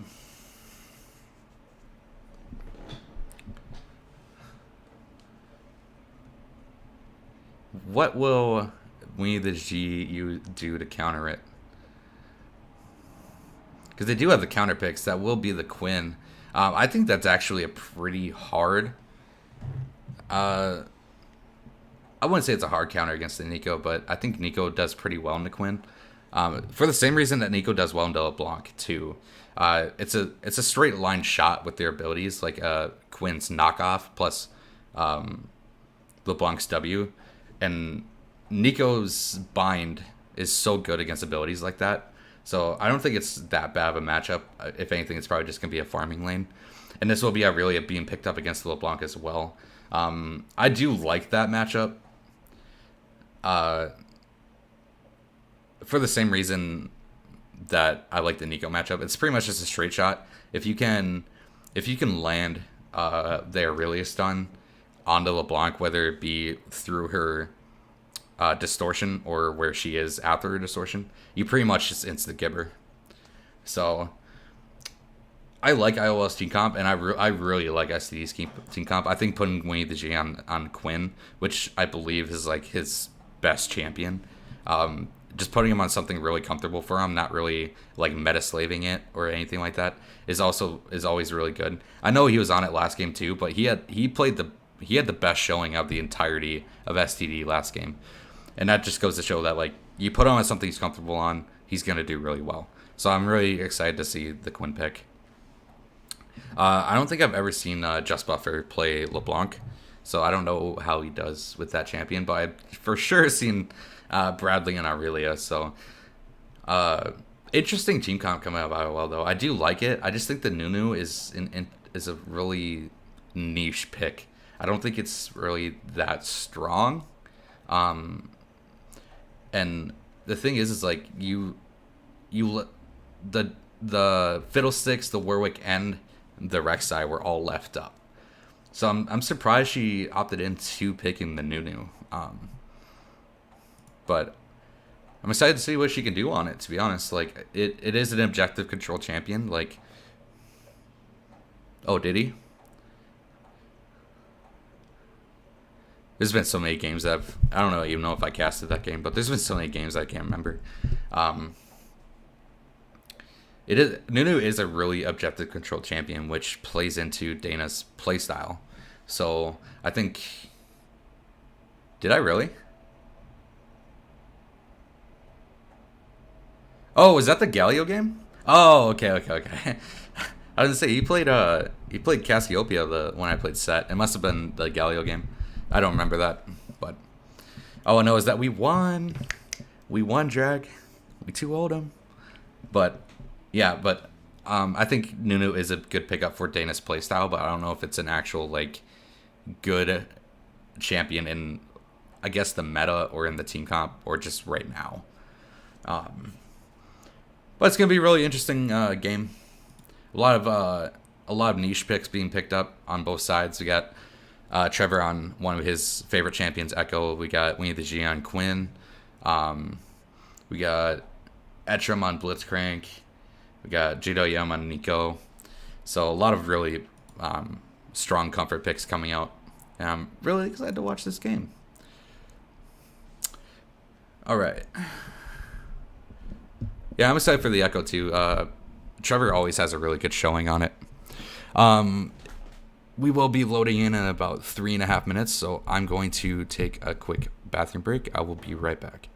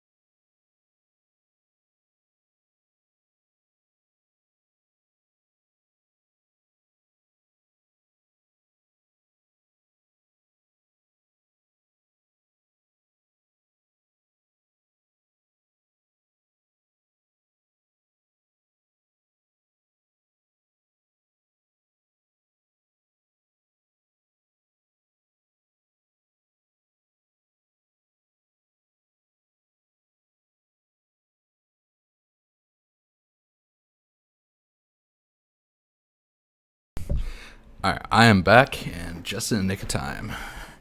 We'll be loading in here in a few seconds.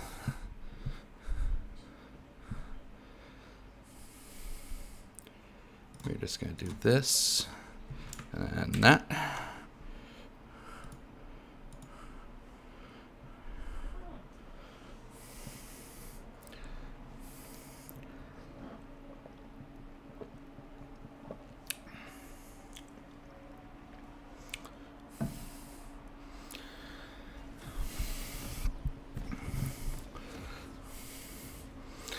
All right. All right, so technically game 4 right now. 2-1 on the side of IOL. Switch these around here.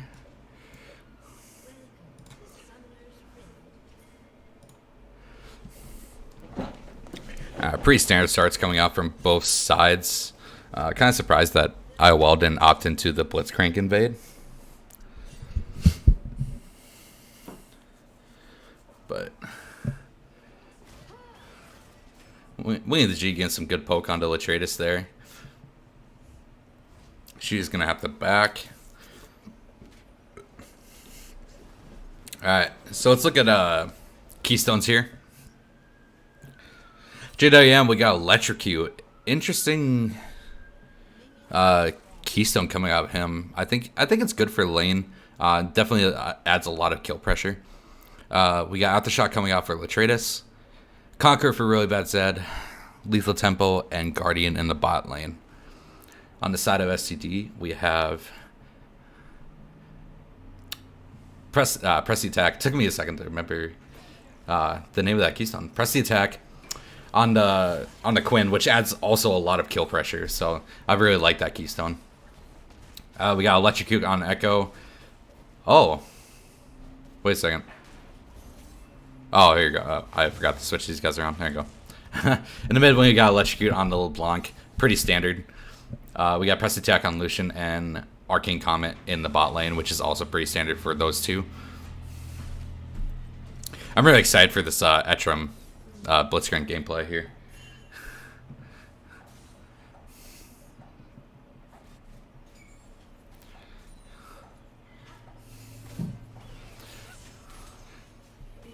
Good damage coming out from both sides. They're trying to push for the level 2 advantage here, and it looks like they will maybe get it.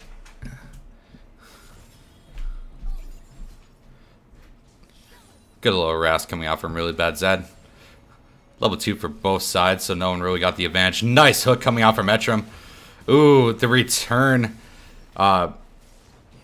Binding coming out from Stuff Buffer onto Mpex pretty much stops that from being a kill. Nicely done.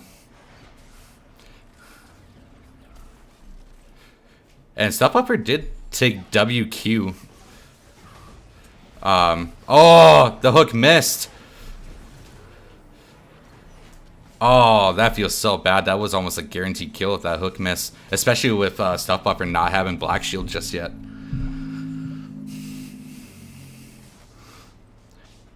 But good exhaust coming out of Morgana as well.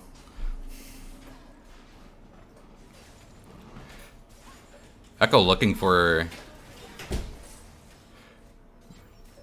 Ooh, a lot of damage coming out on JWM there. Almost landed that hook. And Etram 1 for 3 on the hooks today. Not on his game.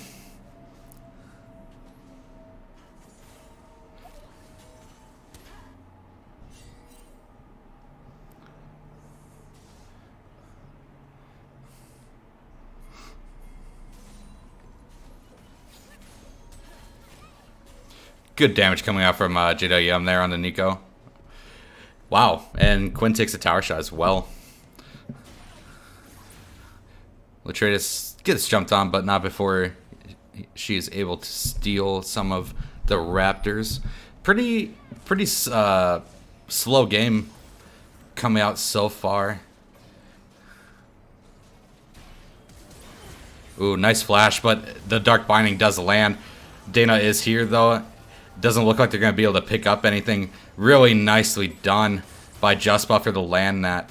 And this will be Etram going down as well.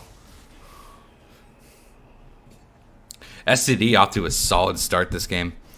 And that is just Trevor on the Echo. And honestly, just a really nice bindings coming out of Morgana. Good damage coming out of JWM. Push Winnie's Z back. Has a lot of kill pressure now. One more full combo, and that's pretty much it. And that will be it. Nice solo kill going over to JWM.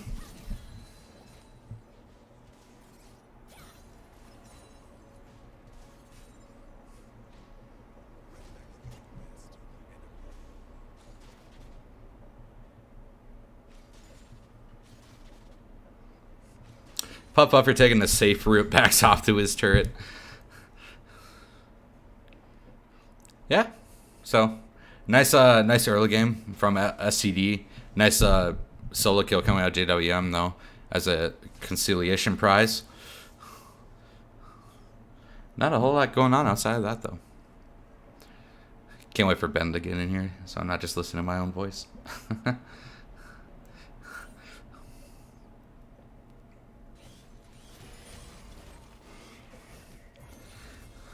And Dana just power farming, up about 24 CS on the Echo. That's kind of just what Nunu does as well, so I'm not surprised to see that.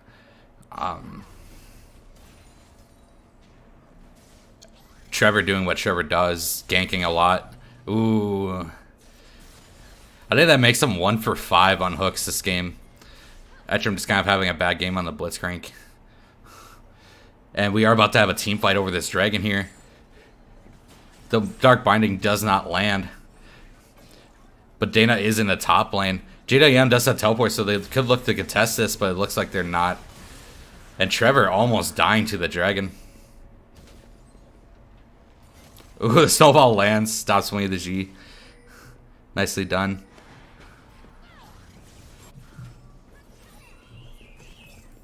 Ooh, nice stun on the Winnie the G, but they are opting to back out after seeing the LeBlanc. And it really is not yet 6.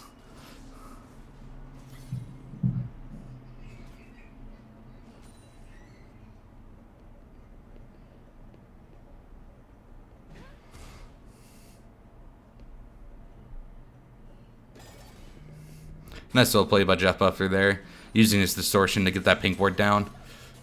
Ooh, big damage coming out from just 1 Q. That Nico's gonna be doing work this game. I can already tell.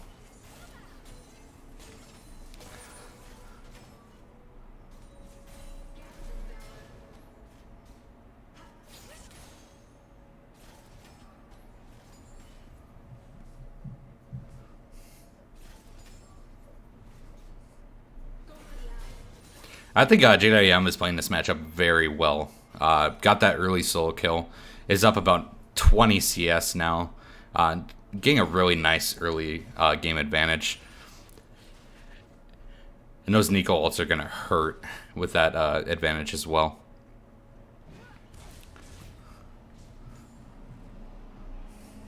And no TP on the side of STD, I'm just now realizing. Both solo laners opted into Ignite, whereas double TP on the side of IOL.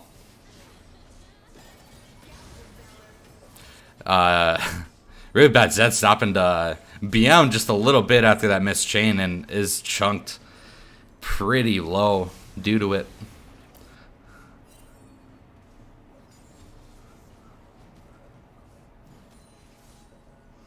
Dana is spotted on that pink board taking it, and they are opting into going into invading this red. Hopefully, Nico and Blitzcrank are both here as well, though. This might just be a fight in the top lane jungle, but Quinn just blast cones over.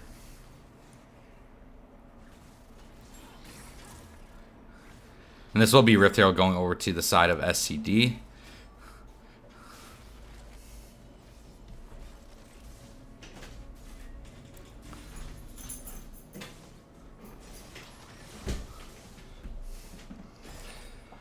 So the bot lane of STD is still a little down in CS, but they have shown a lot more. Ooh, he is able to vault out of that. Nicely done by Winnie the G. And Echo has to use his ult and flash to get out of that one. The flash binding misses, but the ult does land. Nicely done by STD's bot lane. Etrim has to flash the second Morgana binding. Nicely done. Pushing that level 6 advantage. Knowing that Etrim was not level 6 and was not able to use his Blitzcrank silence.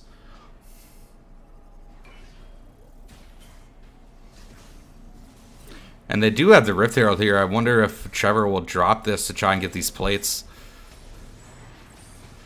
Nice sidestep on the binding as well. And really bad Zed just going in on the Puff Buffer here. He misses the stun. But he will fall. Nicely done by really bad Zed. And his next Q did not kill the minion, so it did not get the reset. And look at really bad Zed's items here. It looks like he is going to be going into the Wit's End early to deal with the Echo and the LeBlanc, which I think is the right move. Dana coming in with the snowball here.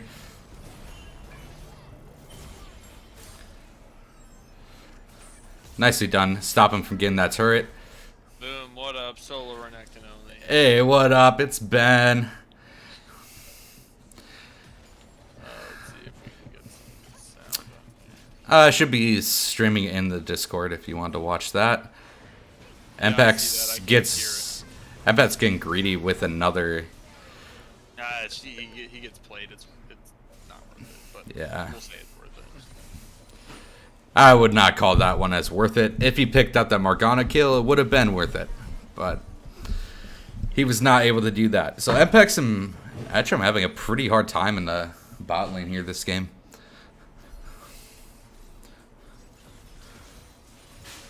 I'm being told that I'm giga quiet. If you could turn me up on Discord or something. I did. I might have to turn you up on OBS.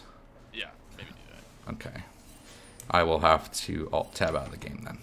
All right, no worries. I'll cast in the meantime. Looks like we're gearing up for a Drake. Only second Drake, so it doesn't really matter too much here.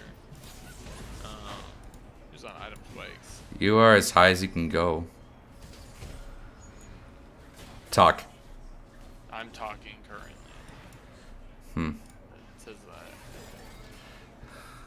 Alrighty. Yeah, I turned you all the way up on the desktop audio on OBS, and I turned you up all the way on Discord. So I don't know. Because that would go through the desktop audio, right? On OBS? Yeah. So, yeah, I don't know what else I can do then. No worries. Can you feed him?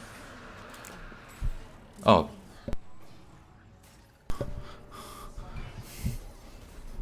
Yeah, so I don't know what the issue is with the audio, but if you can just scream into your mic, that'd be great. Let's see what I can do. Alright.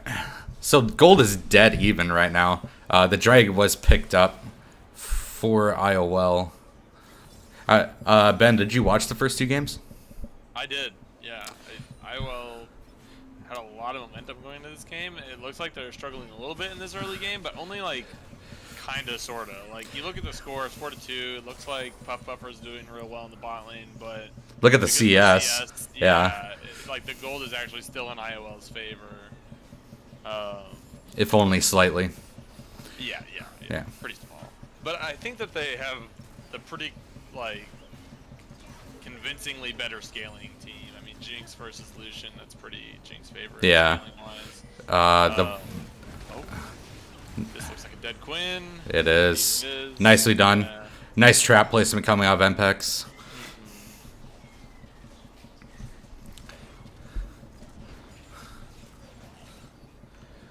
What do you think about the Nunu pick? Yeah, I listened to you talking about it a little bit. I do think that, like, it's a little bit better. Oh, it landed. Oh, okay. Sorry, continue. No problem. I think it's a little bit better than, like, just like a situational pick, because, like, it's like a Dana champion, and, I think they're thinking, like, okay, Trevor's back on the Echo. Oh, no. Kind of, like, Mpex took a tower hit there. I'm really glad to see Trevor back on the Echo. Yeah. I was confused by the Amumu pick. I agree largely with Reese. Oh, we got more. Oh. More fighting. Don't have time to talk about shit when we're fighting here. Oh, the Zonius comes out. Rubazet has cooldowns. There's nothing you can do. Nicely played by STD's bot lane. Yeah. And it's so important, I think, for this team to like get their bot lane rolling. I don't know what he said. I'm assuming it's like bitch or something. I don't know. Oh yeah. I hate exhaust. Little banter going out between the teams, but that was really nicely played by STD. Yeah. I'm sorry. The Nunu conversation again. what were you saying? I think it's good because Echo can like kind of jump in and go for steals for free since he has his ulti and just his mobility. And the last time IOL played against STD, that was a little bit of an issue. And so like Dana plays Nunu, Dana likes Nunu. She can gank and deal with kind of like Echo's ganking or Trevor's ganking, and then also just be really good at grabbing objectives because Nunu has 2 smites basically. Okay. I understand the argument behind that. I don't know. I look at champions like Fiddlesticks and Rek'Sai who are just insanely good at counter ganking, you know, and like also have like really good objective control and stuff like that. And I don't know, like the Nunu. I'm just not a fan of the Nunu. Like I like what Nunu does in this comp. Like, you have LeBlanc and Echo, and even to like a kind of lesser extent, Quinn and Lucian who want to dive in, but it's hard to dive forward through Nunu. Ooh, nice stun coming out from really bad Zed onto Puff Buffer there. Good kill going over to IOL.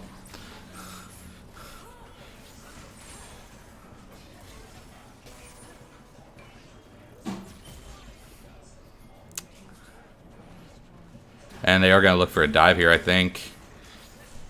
JoJo's just going to leave, or he should anyway.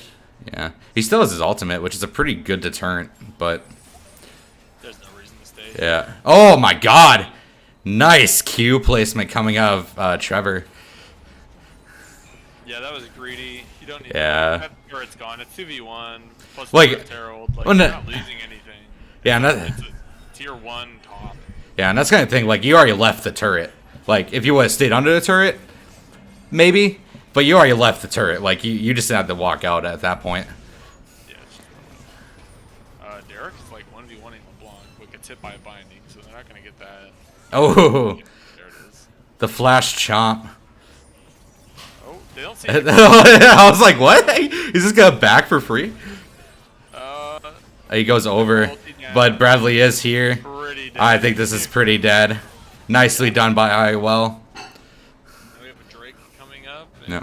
3 seconds, which should be pretty easy for IOL to pick up. Dana's 3-0. 3-0 now, yeah. I think all those came in like the last 4 minutes. So I mean, 2 in the last, like, 3 30, seconds. yeah. But Lucian is going the Kraken Slayer this game, so I think he will be able to kind of deal, as long as he has the peel from Morgana to deal with this front line of IOL. Yeah, it's a good idea. But I think this will probably be a free dragon going over to ice in our lanes. And JWM is waiting. He uses his ultimate. He's got... Oh! Gets the very end. Nicely done by JWM. That's funny. Like, when you're walking through a Nunu ult like that, you can, like, you're slowed, so you can tell. Yeah. Like, there's actually nothing to indicate to you that you're in trouble until you, like, get This- shit on by the damage there. You're just like, Until you just take a fourth of your health instantly. Yeah. the hell? Kind of reminds me of that, like, that Kennen play. Yeah. You're just like, why am I taking damage? Like, what is killing me? But no, I think that was really good patience coming out of JWM. A lot of people would use their root first, like as they're walking up, but I think him using his ult there was definitely the right play. And it resulted in a nice little kill for him. Wing of the G having a pretty tough time on this Quinn this game. Yeah, I'm surprised. I would have thought that Quinn would have been kind of annoying to deal with for JoJo, but it seems like it doesn't really care. Well, JoJo's just been landing those roots. Like, Yeah. yeah, and his Q just does so much damage, like, up front initially. It's kind of hard to deal with. Like, Nico's a pretty oppressive laner. Yeah. For sure. And with the... It looks like he's just opting into sheer damage here. He's going Rabadon's second item. Just going to be looking to half health the entire team before the fight even starts. Yeah, I think that's totally fine. They don't really need any more, like, tank. Yeah. There aren't really a ton of tank shredders either on the other side, you know. He's just looking to one-shot people, and he will. And STD just making a statement here, running it down the mid lane in an ARAM situation. Bradley is up in the top lane, side pushing. Does not have TP up.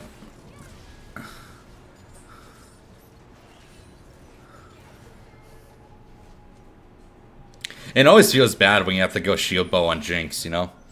Like, you'd much rather always go one of the other two. But when you feel like you need to go shield bow, it just kind of... Yeah, I think it's fine here, though. Yeah, no, that's a... By far the most logical Yeah. thing to do, and they have so much more damage. I think it feels the worst when you have to go shield bow when it's like a million tanks running at you and you have to go shield bow and your team can't deal with the tanks, so you're like, well, I'm either dead to the tanks or I can't kill the tanks, so your choice. And Bradley once again getting nerfed by the exhaust. Yeah. Maybe a little far up. I liked the split push idea kind of when it just looked like we were going to ARAM mid lane, but as soon as they back off of the ARAM, Yeah. probably have to go. And that's a huge communication thing. Like, I don't know if Bradley just decided that he can handle it, or if they just didn't say like, "Hey, they're not here anymore. You should probably leave." He's out, and they're off the Baron.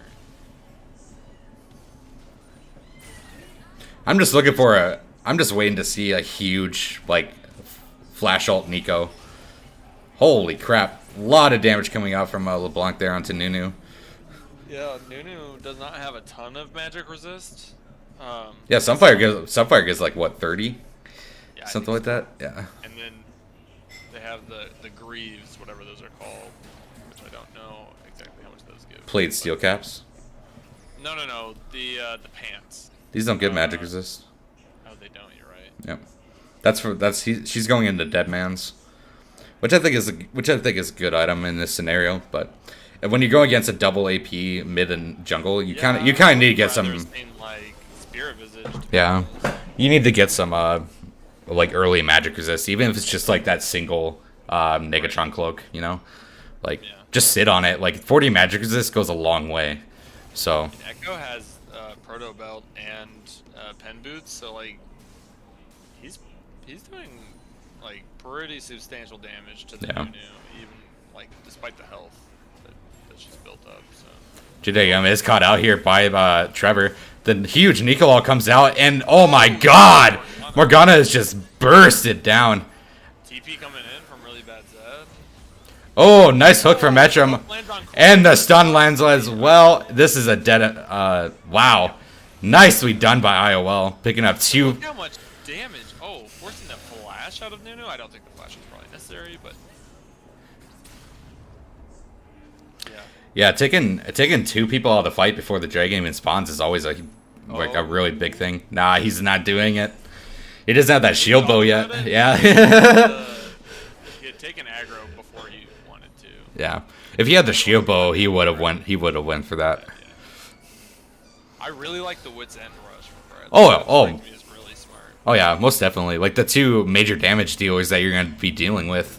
Like, yeah. And Morgana to boot, so it's just like pretty much all magic damage. Ooh, almost stolen by really bad That Zed. right there is why I think the Nunu pick was so good. You know that Trevor's going to go for that play when he has the Echo available, and they did last time these 2 teams played, and arguably tilted IOL a little bit, so. Yeah. The Nunu double, chomp smite combo is just. Yeah. Like you can't really outsmite a 1800 true damage combo, so. Nope. Oh, you think you're going for a steal? That's cute. This is not a 50-50. That's why I like Warwick so much too. Like Warwick essentially does just the same thing with his Q. Does just a bunch of damage on. Winnie the G just getting locked up. But I think Winnie's gonna get. Wow, so much damage coming out of JWM. Yeah, ate the root and then all 3 pops of the pop blossom thing. Yikes. Just so much damage. He doesn't even have his Rabadons yet. Like if he had Rabadons, that was a dead Quinn just like that. All right, Shield Bow is finished for Aurelia. Fam Dancer for Jinx. So she is looking to just deal with that whatever comes her way, not really looking to do a lot of AoE damage with the Runans. I think Fam Dancer is always a good item on Jinx. I like Phantom Dancer when you're going to have like in your face. Yeah. And that's why I like it too. And with the changes and giving it AD, it doesn't feel so bad to rush as like a second item anymore. So yeah, Runons I feel like I pretty much only buy if I'm oh my god. Holy crap. Oh. If he would have proto belted there, that was a dead Morgana. Ooh, she just steps back. But yeah, to the Runon's point, I think you really only buy that item when you have like multiple tanks or maybe a tank and a bruiser or something like that, kind of like walking at you, not necessarily diving you. And just given the meta, that doesn't happen very often. So you just Yeah, you don't really go Runan second if you're going shield bow. You know, like yeah, if you have like Kraken Slayer, sure, like great, but not shield bow. You do know. Same goes for the Kraken Slayer. Like, Yeah. There's just not as many tanks in the game right now to warrant it. You're just better off, I feel like, taking the mobility item like you guys talked about earlier, or the please God don't kill me item. Please God don't kill me. Oh. Nice preemptive ult coming out of JWN there. It looks like he is just taken down though. The hunter right now. Oh. Able to get out of there. Ooh, big Nunu ult. Oh, and the Jinx ult! What? Holy shit! A huge Jinx ult. And that will probably be the Baron going over. Wow. Such a nicely timed, placed Jinx ult. Huge coming out of IOL. And I think even though JWM died, I think he played that really well. Like he did the preemptive ulti. He got his snare off on the LeBlanc, so she got chunked really hard before the fight even started. Oh. The flash exhaust coming out of Apex. Oh Jesus, this game is so fun to watch. I'm having so much fun with this game so far. Yeah, I think that we're seeing the Jinx now do what Jinx do, right? Like, yeah, Lucian had a really good laning phase into the Jinx, but the Jinx was still able to farm. It wasn't like she was like shut out or anything. And now with the shield bow, she's able to kind of deal with the divers, and she's just doing Jinx. And then I would have stayed for one more wave. I think she would have had that IE. But I think she's backing with just a little bit too much. Oh, she actually went to farm the wolves. She knows too. Yeah, so she's actually doing such good damage without IE. Like when she finished that item. Yeah. Once she gets the IE plus the Runans, she's just gonna be melting this entire team. Do you think he goes Runans? I think maybe maybe not. This might be like a Bloodthirster game over Runans. I was gonna say Bloodthirster first. This might be like a Bloodthirster game. I think you'll do plenty of damage as long as you don't die. And they just really bad Zed and Puff-Puff are just walking into each other. Oh, still lands the stun. Oh, he's blinded though. He couldn't do it. Oh, and he cues into it. Oh, and he gets both. Wow. Really bad Zed just doing work here, and he doesn't even die. Wow. Oh my God. IOL just. Jesus. Just an instant triple kill. Oh, Jesus. MPEX is going hunting for Trevor on the Echo right now. HM is here. It looks like the dragon is up. I think Derek's just trying to keep him off of it. This will be Soul Point, and this will be a pretty big one against the triple assassin comp of STD. Oh, he lands big pull. Gonna have to ult out of there. Yeah, really nice. And that is. He was fishing for the LeBlanc actually. And Roadbat Zed is going for my Backusaur here and just backing out. Right, like you said, as soon as he got that. Oh my God, Etrup! Yeah, dude, he's just so ballsy now, and that's exactly what that build does. I was knocking on multiple doors right Yeah. This is a huge Baron power play that they're pulling through here. And Etrum is landing such good hooks. Like, crucial hooks. Echo looking to go in. Ooh. Meanwhile, mid lane. And that is a 3-item Jinx now, so that is actually a really scary champion. And this will be the mid lane turn go down as well. It looks like the bot lane turn fell. My Backusaur going on to Dana. Not really the one you can really assassinate. The Flash ultimate coming out for JWM. Echo's ult is back up, though. He is probably going to have to use it. Oh, he is not. And this will be 2 inhibitors going over to the side of IOL. Yeah, this Jinx is, like, because of the shield bow, because of the mountain soul, they only have assassins that try to deal with her, and she's not going to die very quickly. Yeah. And she outranges all of them. So by the time they've, gotten in range to hit him, they're half healthy. Yeah, they're already chunked down. So she's just going to melt you with that Fan Dancer IE. And JWM's doing so much work here too. Just instantly chunking anyone he lands. Yeah. Just like almost 100 to 0ing anyone he hits his combo on. It looks like they might be trying to get a little bit of a split push going on here. No, it looks like they're going Wing the G hunting. Really get too much, yeah. They're going bird hunting. And this will just be Wing the G going down. On him. Wow, Mpex. Crazy. Yeah, Mpex had a really rough start. Was 1-4 at one point. Now he's 4-4. Really came back into this game. It was so worth it. That plate, that's why they're winning right now. Okay. I know it was so worth it. that one plate got him a shield bow and he hasn't died since. Totally worth it. It was a strategic end for plates. And Lucian did go into the Essence Reaver build. I'm assuming that will be a collector next. Yeah, the Lucian. I really don't like the Lucian build. Actually, it's kind of like going in a whole bunch of different directions, and I just am not sure. Like, Yeah. Like this is like a full combo build, and then you do literally nothing after that. Like Right. you dash auto, Q auto, W auto, and then you do nothing for like 6 seconds. And if you don't kill somebody, you're just kind of useless.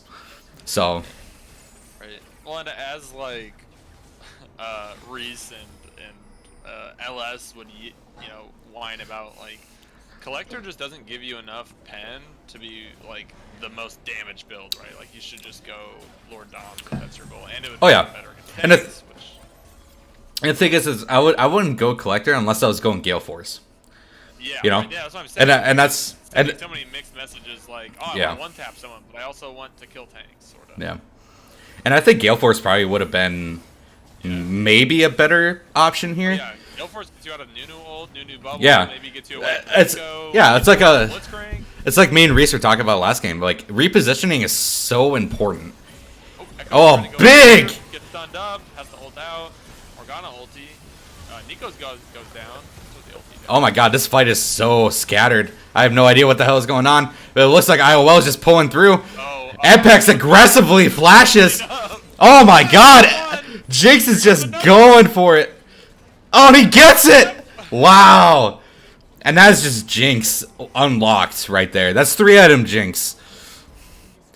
And it looks like he's going for more here. Isn't going to be able to get it. Oh my god! Oh, he tried, but the exhaust! The exhaust! Nicely done by IOL.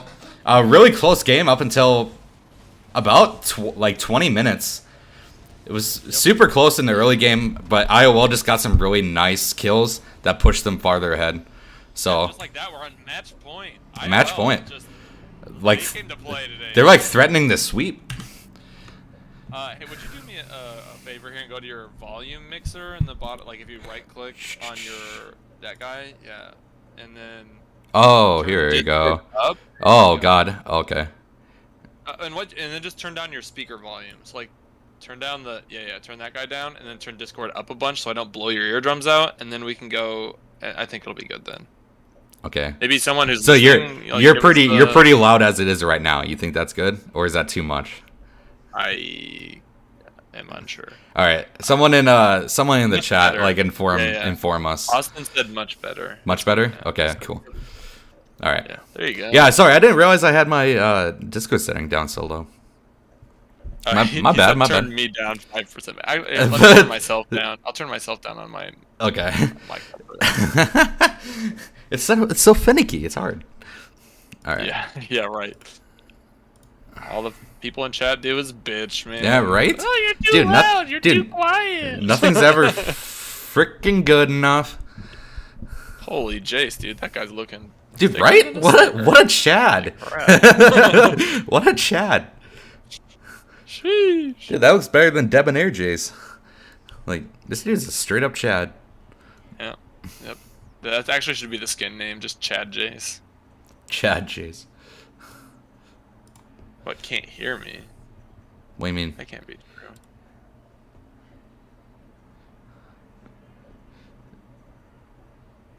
Can't Nothing. be. Spencer's attempting to troll. Here, hold up. Say something.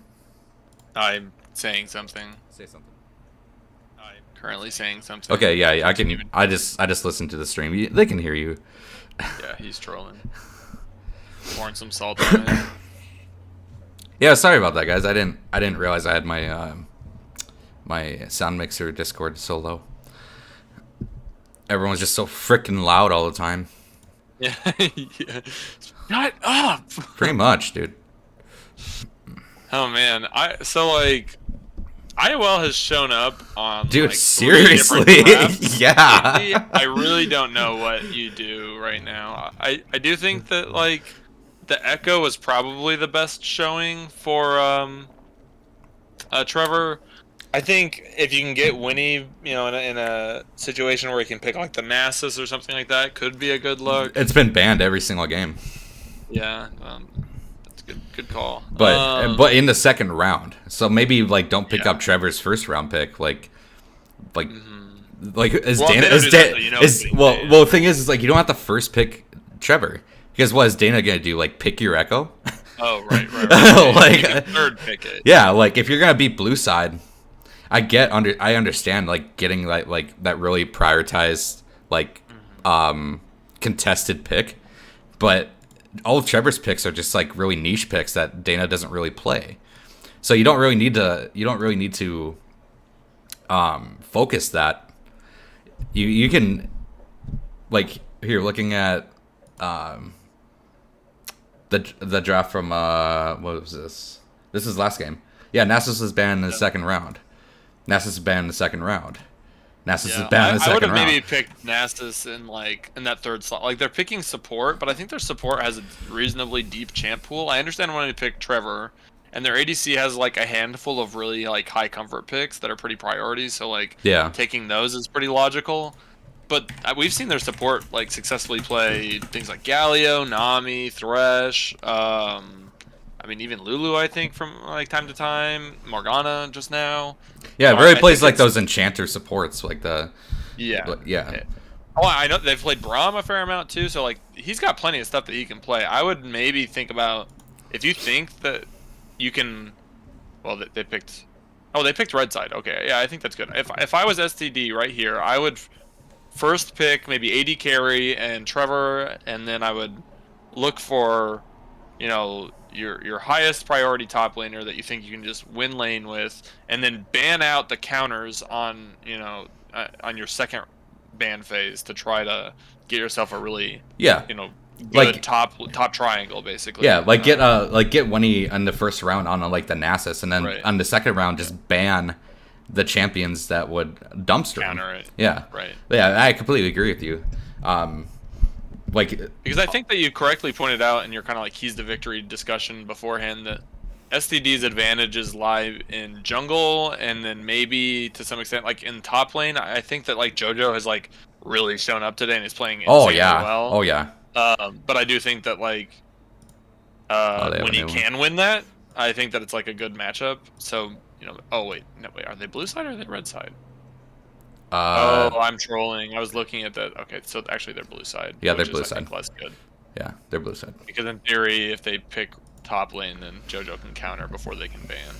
But I really do think that they should take that first pick and put something on Winnie the G, whether it be like just some really unorthodox shit that he likes to play, like Garen, Nasus, Master Yi, something like that. Like because True. If there's ever been a game for Tarek Master Yi first round picks, it's game 5. Like you got to do something right here. It's like it's time. yeah, There's like no more if time you to play safe. yeah, if you lose this, you're done. Right. Like so, just take that chance, like. Yep. Oh, absolutely.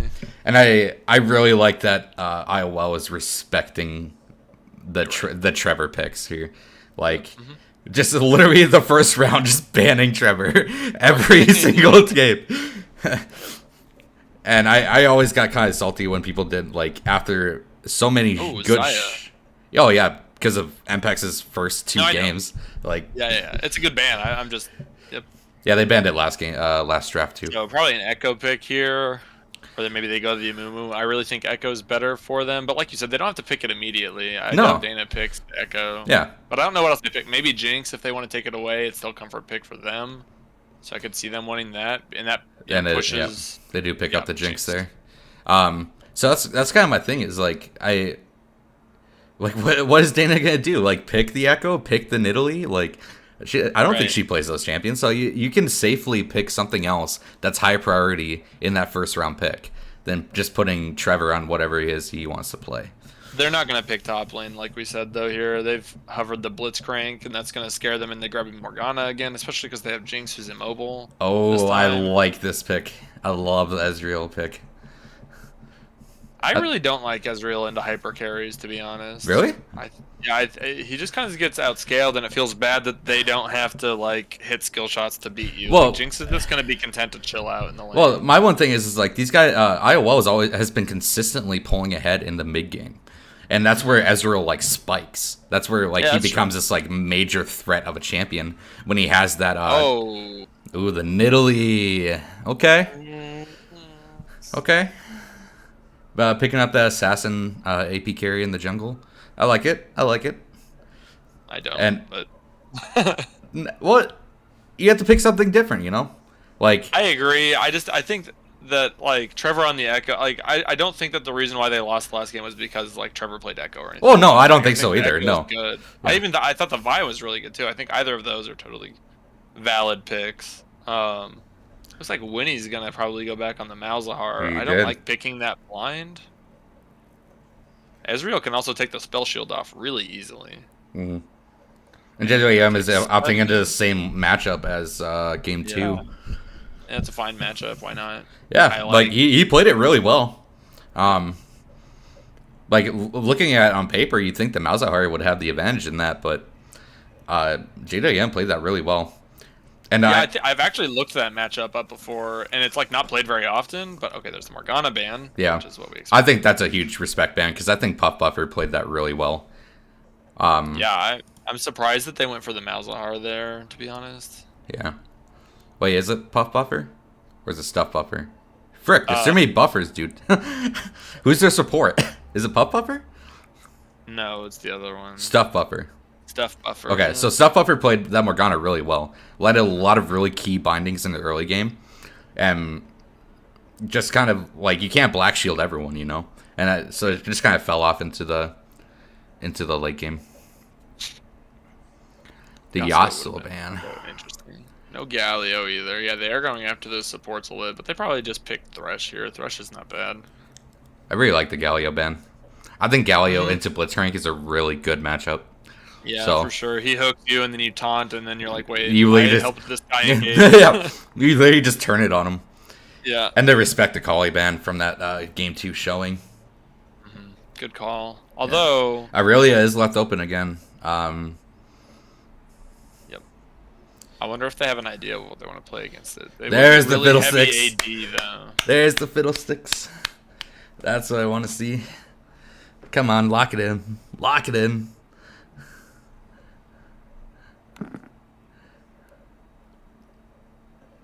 If they lock this, I suspect that they're going to have a small Trevor infestation.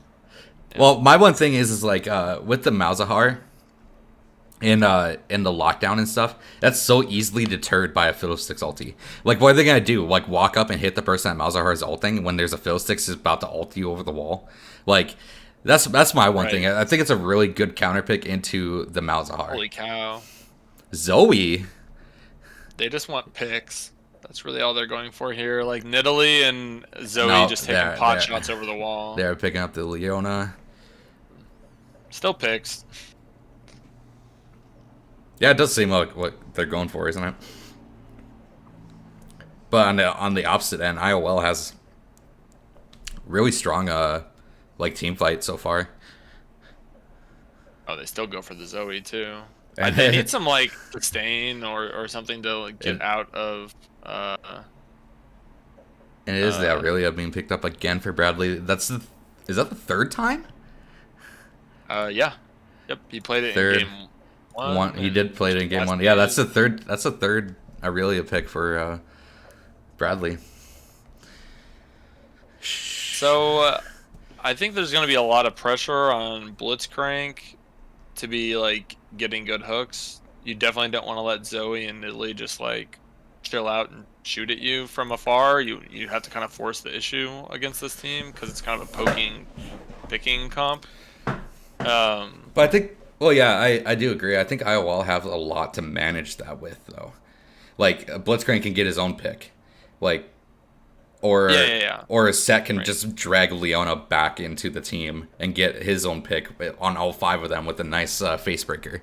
Like, I don't think that they should all be standing together. I don't think the IOL wants to like clump up, or not IOL, STD wants to clump up. Like Nidalee and what's her name, Zoe, just want to kind of be like standing on opposite sides of the objective and just like poking you from all poking you from all directions.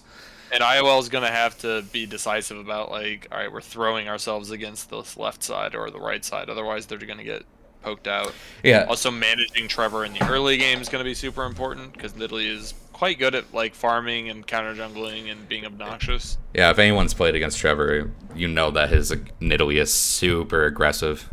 Like, he plays super aggressively on this champion. So, and the one problem I see with IOL is... STD have so much like disengage. Like if JWM just kind of like tries to walk up, get a face breaker, you have the Leona, you have the Malzahar ulti, you have the Jinx traps, you have all this stuff, but IOL has no heavy guaranteed engage. Right. Yeah, that's what I was kind of trying to point out. Like they don't have the Ornn ulti, right? They don't have the Leon ulti. They don't have the Malphite. You know, they don't have anything like that. I think Malphite would have been a really good pick here as well. But it looks like something. It's probably just an oopsie in chat. Yeah, something might have happened. I'm not sure. Yeah, they picked Lucian. The Puff Buffer or stuff. Yeah, Puff Buffer picked Lucian instead of. Oh, just wait. What? This has to be a glitch, right? Is this a bug? Yeah, I think it's probably a bug related to the tournament thing. I don't know if we have had too many issues while using tournament codes, but maybe the tournament is like saving. Yeah, it might be. Yep. Yeah, so they have to remake it. Yeah, that's okay. But yeah, I think picking something that was a little more heavy engage on the side of IOL would have been a lot better instead of like the set or the Irelia. Like just pick up something that has like guaranteed engage. Right. Yeah, which is why I was saying I think it'll just be really important for Derek to be on point with the hooks and setting up vision around objectives, especially on the kind of like the enemy side of the objective. Oh yeah, like doesn't really matter as much. Like knowing exactly where that Zoe and that Nidalee are, so that you can like dodge those skill shots. Right, and if you get to the objective first and can clear vision, so that the Zoe and the Nidalee are basically just like randomly throwing shit, then it's a lot less effective than if they've been able to like set up the vision and poke at you like in their vision. Yeah. That said, I mean, if Irelia gets rolling, there's not a single tank besides Leona on the team, so she could potentially just, have a free-for-all back there. Yeah. And pretty much that goes for pretty much set too. Like if set gets on your back line, you literally have almost nothing to stop him from just like face rolling you. Right. So and beside Malzahar and Leona, there's no one who can handle close combat. Like Nidalee hates it, Zoe hates it, all these Jinx hates it. None of these champions want you to be in their face. Like that's their worst nightmare. Yeah. And I do really like, after everything's said and done with the picks here, I do really like the Ezreal pick. Yeah, he's at least able to kind of like poke back, right? And he has some mobility to get away from shit. I guarantee you he's taking cleanse. If he doesn't, he's trolling. Right. But I really do like the Ezreal pick, simply because if you look at the enemy team, it's squishy after squishy after squishy, and being I'm also assuming he's gonna go Triforce this game as well. If you land one Q on Jinx, on Nidalee, on Zoe, once you have 2 items, you're pretty much half healthing them, just like that. So I like that they picked like a more pokey ADC with some mobility. I just really wish they picked some sort of like better engage. That's the one thing. Yeah, there's kind of 2 options you could have gone for right here. Like one is going for heavier engage. The other one is picking like a support or something that can sustain you. So if you have you know, Soraka or something like that, right? Then like the Nidalee spears matter a little bit less. They still hurt like a bitch, but it matters a little bit less. Yeah. And then you can just sustain the poke, and you're like, okay, well, now that you've poked us and we've healed it back up, now what? Like, what do you do now? Yeah. But they kind of don't have a whole lot of either, so they're just gonna have to like go ham with the fiddle, with the blitz hooks, with the set. You know, probably use some flashes that like don't be babying or holding on, greeting your flash. You just gotta send it, kind of. It's literally just going to be like SCD are going to like tower hide, you know, they're going to sit at their turrets. And right. IOLs, if they want to do anything besides just get chunked down by abilities, you're going to have to go in. Like, you're going to have to tower dive. And that's kind of what SCD wants, too, because they have so much lockdown in CC with Zoe, with Leona, with Malzahar, that if you can lock them down under turret, they're not going to be able to do a whole lot. So I do like SCD's team comp. I myself am not a fan of like the one tank being the support, you know, like not really doing a whole lot outside of just like, hey, I'm gonna hit you with my shield. It's not gonna do any damage, but it'll stun you for a little bit. Like, right. Yeah, I mean that's literally Leona's job, is just to make sure that mostly, actually, pretty much, it's like Leona is the counter to Aurelia in this game. It's like, oh, you picked Aurelia, like we're gonna have to, like, Leona's just gonna sit back here and cue you in the head whenever you come back here, and that's it. Yeah, like you said, it's pretty much just a poke comp versus a team fight comp that has no hard engage. So I think SCD is favored in this one if they play it correctly.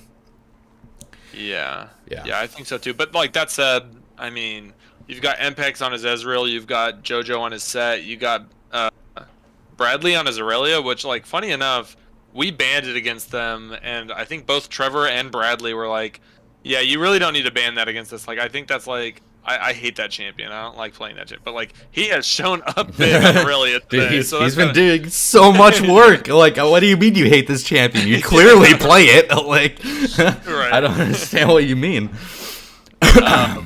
Yeah, and then like Dana's been practicing the fiddlesticks a lot. Good champion, like really strong champion, like you and Reese talked about, and Derek's blitzcrank. So maybe on paper, yeah, the STD comp is better, but I think that IOL certainly got things that they really like to play.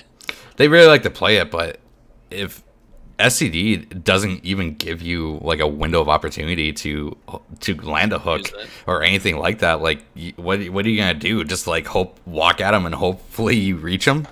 You know what I mean? Like, I don't know. I think it will fall down to a lot of tower dives. I think Fiddlesticks. I think Dana will have to clear. We'll have to clear a lot of vision in order to get a nice tower dive off. If she lands like a 3-man ulti, they're dead. Like, but the trick is landing it against a team like that. So I don't know. I think. I honestly don't know who's gonna win this game. I think SCD will if they play it right. But I do think IOL is on a lot of their comfort picks. Pretty much every single person got a comfort pick. So they have a lot of momentum going into this game. I mean, they're on a 3-game winning streak. They're about, like, if they win this, they literally sweep them. Even though SCD started with not literally. Because they lost game 1, quote unquote. That doesn't count. Fine, revert. Like, I don't know. Like, no. I'm just doing it. I know. I I want to see more games. I really do. I hope STD wins this one because this has been a lot of fun. But I think the momentum, like just the feeling that you have right now, is a huge part of like winning a game when you go into a game. So man, it sucks being down. I mean, like, I don't even like to be down 1 game in like our regular season best of 2s. Like, playing that second game is harder if you lost game 1. Oh yeah, it feels so bad. It feels so bad because you still have all those negative feelings and attitudes after the previous game. Yeah, it's a lot tougher. So yeah, I too, I'm hoping the STD can pull this one out. But I guess, like, on principle, I'm not a fan of Nidalee, And I think I'd be being a little hypocritical here if I all I pick got, the Nidalee team to win. So I'm all, gonna go an IOL on this. all I gotta say is, I don't think the only game that I've ever lost to Trevor in the beer league regular season, he played Nidalee. Oh yeah. Otherwise, I think I'm either 4-1 or 3-1 against him, and the only time I lost was when he played Nidalee. So he definitely like his Nidalee is a Nidalee. If I was ever going to have to predict a Nidalee comp winning, it would have to have Trevor on it because I've played against him. Must have been like last season. He was playing like Nidalee top.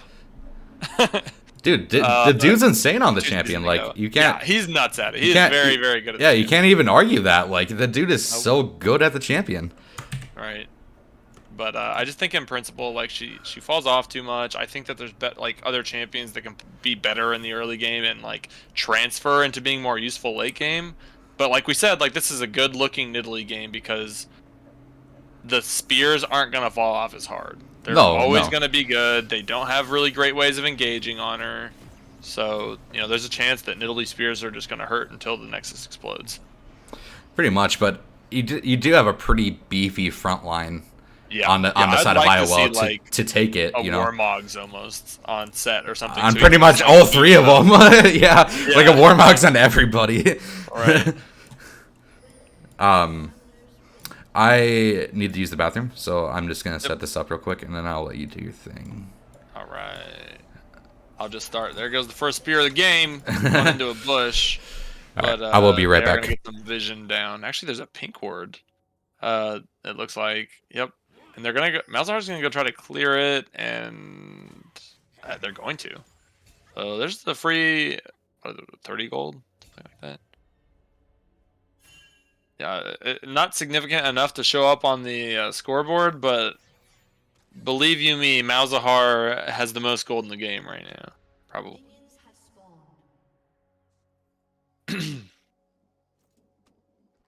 I'm a little surprised that there hasn't been any early game shenanigans here. You're on match point, you have Blitzcrank, you have some wiggle room, you can afford to go for something a little lower probability, and it's Blitzcrank, so is it even that low probability? Not really.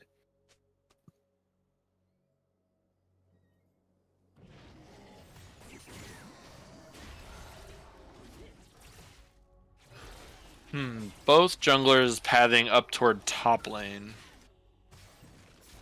I think that Fiddle could have Fiddle maybe could have started Wraiths or Chickens, but they do have Vision over there, or STD, so maybe that's why they decided against that. But I don't think you want to meet Nidalee at Crab as Fiddlesticks. In fact, Nidalee, though, is just going for a 3 clear, presumably into a top lane gank.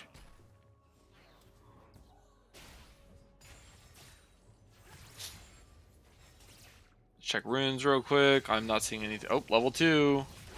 Going on Ezreal. Ezreal cleanses. Still gets stunned up, though.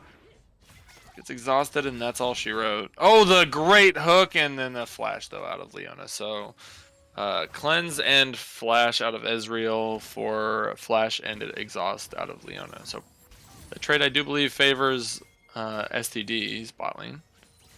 More trading in the mid lane. Nidalee ping's going there, but looks like actually Nidalee's probably going for an invade. Wrapping around the red buff. I'm sorry, I'm watching this on the minimap. And probably just going to post up at the red and wait for Fiddlesticks to show up. Fiddlesticks is current. Oh, actually just took it? I suspect actually Fiddlesticks was maybe doing the clearing 2 at a time thing. So we're going for a Set gank instead. Set. Oh, TP's coming through. Really nice E out of Set. Set still has the W. TP comes through and is going to dissuade the gank from happening any longer. Jojo eats a spear on the way out for his trouble. Nidalee's not done yet. Chasing down Aurelia with autos and red buff. Another spear comes out, misses Jojo. I don't think anything else happens here. Another good hook. Jinx might have to flash. Isn't going to. Uh-oh.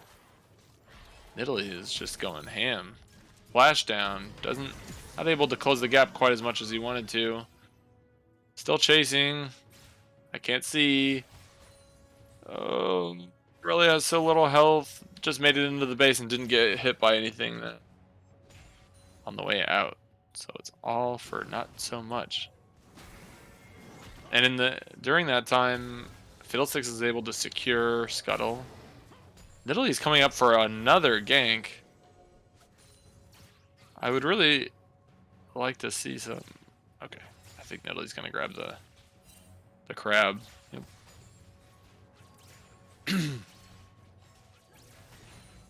Oh, I believe my co-caster is back. I am back. So we saw some shenanigans going on involving Trevor going on some ganks and trying to invade. Not successful, But it looked no like. kills. Nope, not successful. And in fact, I would Oh argue, my god. Oh, can Ezreal finish off the kill? Oh, he doesn't Yes, even need the can. flash. Oh, he already uses flash. Okay. Yeah, he flashed out of a bad situation earlier. Leona got a level 2 E onto him.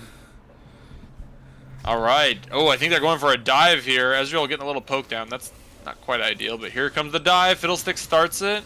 That's Nicely really done. good. Ezreal finished off the kill, and Fiddlesticks walks out. It looks like Zoe is coming down looking to try and pick up this Dana.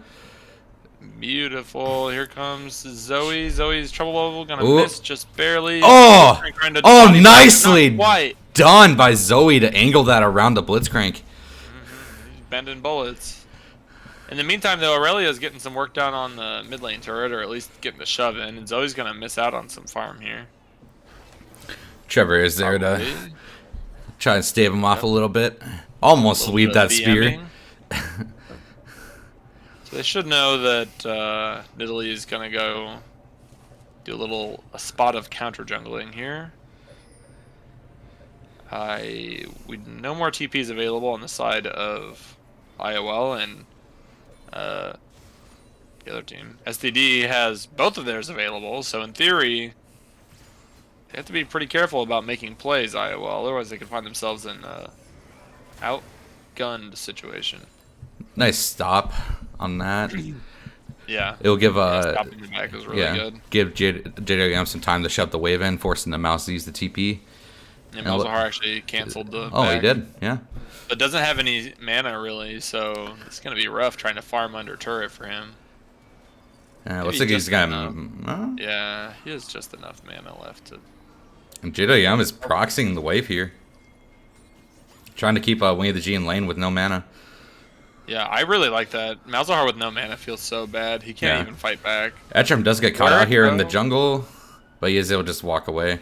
JWM is going to Really be in is trouble coming here up as here. well. Yeah. Oh, Etchem gets caught again, though. Yeah. Wonder what his thought I process will- was there. Oh, I think maybe this is his top. Oh my god, JWM picks up a kill in the top lane? JWM gets one. Yeah, Malzahar cannot We're participate. we're at gonna all. we're gonna have to go look at that. I want to know what happened there. I'm pretty sure that Zoe died. Nope. That's not dying. Dana does not have flash. Ezreal will be coming up here though. Maybe he doesn't exactly have full prio. Jinx is gonna show up too, and they're outnumbered. Ezreal is gonna. Ezreal- Leona doesn't have any. Is this gonna all? Oh my god! And Holy Jinx crap! is It's level 6 to level wow. 4. Yeah, and Jinx just face tanked that Triple Ezreal. kill. Nicely done. Alrighty. We need to go back and watch that. I want to see how the hell. No, it's not that far back. It's not quite that far back. Yeah, it was. Yeah, it was. It's right here. Oh, why is it doubled? I don't know. Hell. All right. Wait, what the? Oh, it's the bug. Hey, dude, click the little back arrow thing. The little like twist thing? to that guy. Yeah. Derek told me that should work, so Okay, we're there about you to go. find out. Let's watch this fight here. I want to see what the hell Big old JWM gets. W loaded up. Oh, yep. Oh, nice flash with good that. flash. And he picks it. Oh, the second Q. Right, and look, Malzahar's just trying to auto him to death. Does he walk? Does he walk out? He does just walk out. Wow, JWM's a beast. And Malzahar look, can't do anything. I actually love that play so much from JoJo, Yeah. recognizing that Malzahar without mana is not scary. and it looks like Dana picked up the dragon as well while we Yep. were looking at that. Nice, very nice play coming out of JWM and Dana in the bot lane river as well. Yeah, and that was like just that, IOL has a almost 4K gold lead, not quite. and that was just the level lead. Like the fact that Ezreal was Yeah. level 6 and Jinx was level 4 was just Right. not good. That's all you need. In fact, he has ulti back up again. Jinx still doesn't. Jinx just hit 5. So if they wanted to go for a fight here, they're completely free. She just hit 6. Oh yeah, you're right.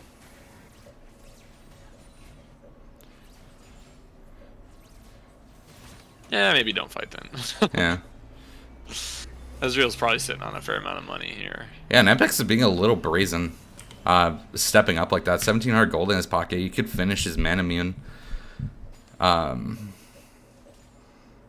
think he Hasn't should had the opportunity to back yet, though. I think he should probably back here. I think that'd be the right choice. He'd lose the wave if he does. That's fine. He has so much gold. You need to back and spend that to push your lead.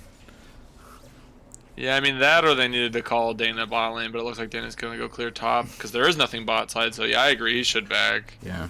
It just feels it's a bad time to back, but he should. Nice bubble coming out just buffer there to stop Bradley from jumping on him. Oh, huge Blitzcrank Q. And Nicely just like that, done. over. But Okay. Jinx does pick up the kill on the Blitzcrank. Jinx gets one for one. Oh. Yeah. It looks like Trevor is looking for more here. He's trying to stop MPEX from backing. Yeah, he's going. And to, the but he TP will comes come through. out from Bradley. It's gonna bail Ezreal out finally. Yeah. Maybe Ezreal will be nice, and nope, not gonna let Bradley farm them. That's probably the nice thing to do. Would be to let everybody, You just spent a 6-minute summoner to save me, and you're not gonna let me. I'm not gonna let you farm. What are you talking about? Hey, thanks, Bradley. No, fuck off. I'm busy. Screw you. It's my farm. Yeah, man, they know where they want the money, I guess. MPEX sitting at a more than 20 CS lead at this point. With and- 3 kills and 3 assists. Yeah, Yeah, he's sitting on that's good. 2,600 gold. He needs the back. Yeah. That's a man. That's a man immune to Sheen and another Caulfields. Like, wait, what do you? No, would it be Phage? Oh no, it is Hearthstone Axe. So he is going into the Triforce, Oh, yeah, which I think is Hearthbound Axe. yeah, or yeah, Yeah. which I think is Hearthstone Axe the right build. Yeah, I think so too. I've heard. I actually haven't played Trinity Ezreal since like whenever it got buffed or whatever happened that made it a thing again. But Nice little skirmish going on between Dana and Trevor in the jungle here. yeah, Dana did pick up the Rift Herald. It looks like. The spear does That would go land. quick. I still want more. Oh, Okay, oh, but it they're misses. Not gonna get this. Oh my goodness, that's deep. Oh my insane. god, so much damage. Oh, And the there's ult comes Dana. out. Nicely done. Etrim is here at the right time as well. Oh, hook. He will get drowsy though. Where's the hook? Uh-oh. Oh, nice hook. Oh! But Dana's That was not silenced. landed. Dana got silenced right when he got the hook down though. Really Oh, bad really? dead is on the back Back here. now. That is Yeah, a what up? dead. Oh, and MPEX Oh, picks up it's the just kill in the kills bot lane. across the board, dude. Wow, IOL just all across the board here, getting kills everywhere. Oh, really bad. God. The ult of hope. Hey, if it would have landed, it would have been a kill. So Yeah, I agree with it. But MPEX and Dana are just doing work this game. GWM as well. Yep. That was a bold move to go in there 1v. I think this might be a dead Bradley. Oh, maybe. Oh, why? He should have taken the blast code. Maybe he wouldn't have reached it. But, so, good return kill picked up by my Bacchusor there. But this bot lane, Canyon, is just hard to deal with. 1 Q chunks Jinx by about 1/4 of her HP. Yeah, Ezreal's 4-plated. I don't know what Jinx should not be walking up for this, even though that she. Oh she my has- oh God. my God. Ezreal ulti is up in like seconds here. Yep, it's up. If Is he he can gonna get out use of it? vision, he is. Oh, he Just barely misses. missed, though. Yeah. Wow, MPEX is a monster this game. And that's the one thing, like, a mid-scaling champion like Ezreal, when he's doing this much damage in the early game, it's a problem. Like, Yep. Oh, they still want to go for him here, though. Ezreal Nice gets little hit, cleanse uses the coming cleanse. out. Zoe's down there with Nidalee. Ezreal has flash still. Etrim might try to sacrifice Should himself be here. fine. And it looks like Etrim's not even going to fall. Nice Oh, hook they're from gonna turn Etrim. it. Picks up the kill onto my Bacchusor. And Apex is looking for Ezreal more. Has flash. Ezreal has flash. Ezreal can get these easy. Come on. One more auto, and he gets it down. Okay. He's looking for more even. He's looking to kill the Zoe as well. It doesn't get it. Wow, Mpex is just doing work this game. Yeah. Ezreal is huge. Yeah, Ezreal is huge. I feel so bad. Ezreal. Zoe is trying to do so much roaming, but like you can see the farm is suffering because of it. That's the problem. Like you can't just roam. You got to get the push first. It feels really bad when you give up your waves to roam, but they're not successful. Yeah. It's honestly one of the worst feelings in League. Yep. Yeah. And JDM doing work in the top lane here as well. Where'd you get another kill? Walking up. This is not good. Oh, JDM killed Winnie the G off screen. Actually, Ezreal might be in a little bit of trouble in here. He eats it. He's done. Yeah, JDM killed Winnie the G off screen there as well. So, and that's a huge shutdown going over to Nidalee. I don't think you need to try to hold this, and it might cost Dana life and shutdown here. Nice hook. Oh, Antrim! And he flashes away to try to protect Dana. Oh, can he eat the bullet? He does eat the bullet. He is taken down though. And the turret does go down. This probably will be Etrim falling as well. Yeah, I don't think. Good guy Etrim saves Dana, gets a kill. But JWM is behind him as well. It looks like TP plays were made. Oh, they are in trouble. Jinx is getting pinched by an Aurelia in a set. This is a not great situation. Nice face breaker. The Aurelia though is going for someone else, so this is just JoJo alone. I think he wins these. No, he uses W too soon. Oh, what the frick? Never mind, frick, dude. He just taps him. Like, what the hell? Punch Man JoJo here. Jesus. Oh man.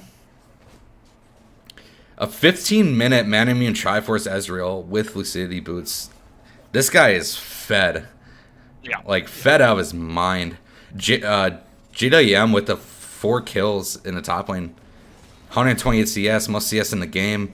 That guy is also a fed monster, so... Ooh. Spend all your bans on Bradley. You don't have any left for everybody else. Pretty much. Yeah, I'm surprised that set made it through 2 of these games. Right. Yeah, I mean, I think that even like Trevor himself has been one of the biggest proponents of just like get JoJo on set. Like this guy on this champion is just a different creature. Yeah. He knows how to play the champion, that's for damn sure. But he also showed that he knows how to play the Nico. Yeah. And the Silas. Yeah. Like he just Yep. I think quite an interesting champ pool. He's a sleeper, man. Like yeah.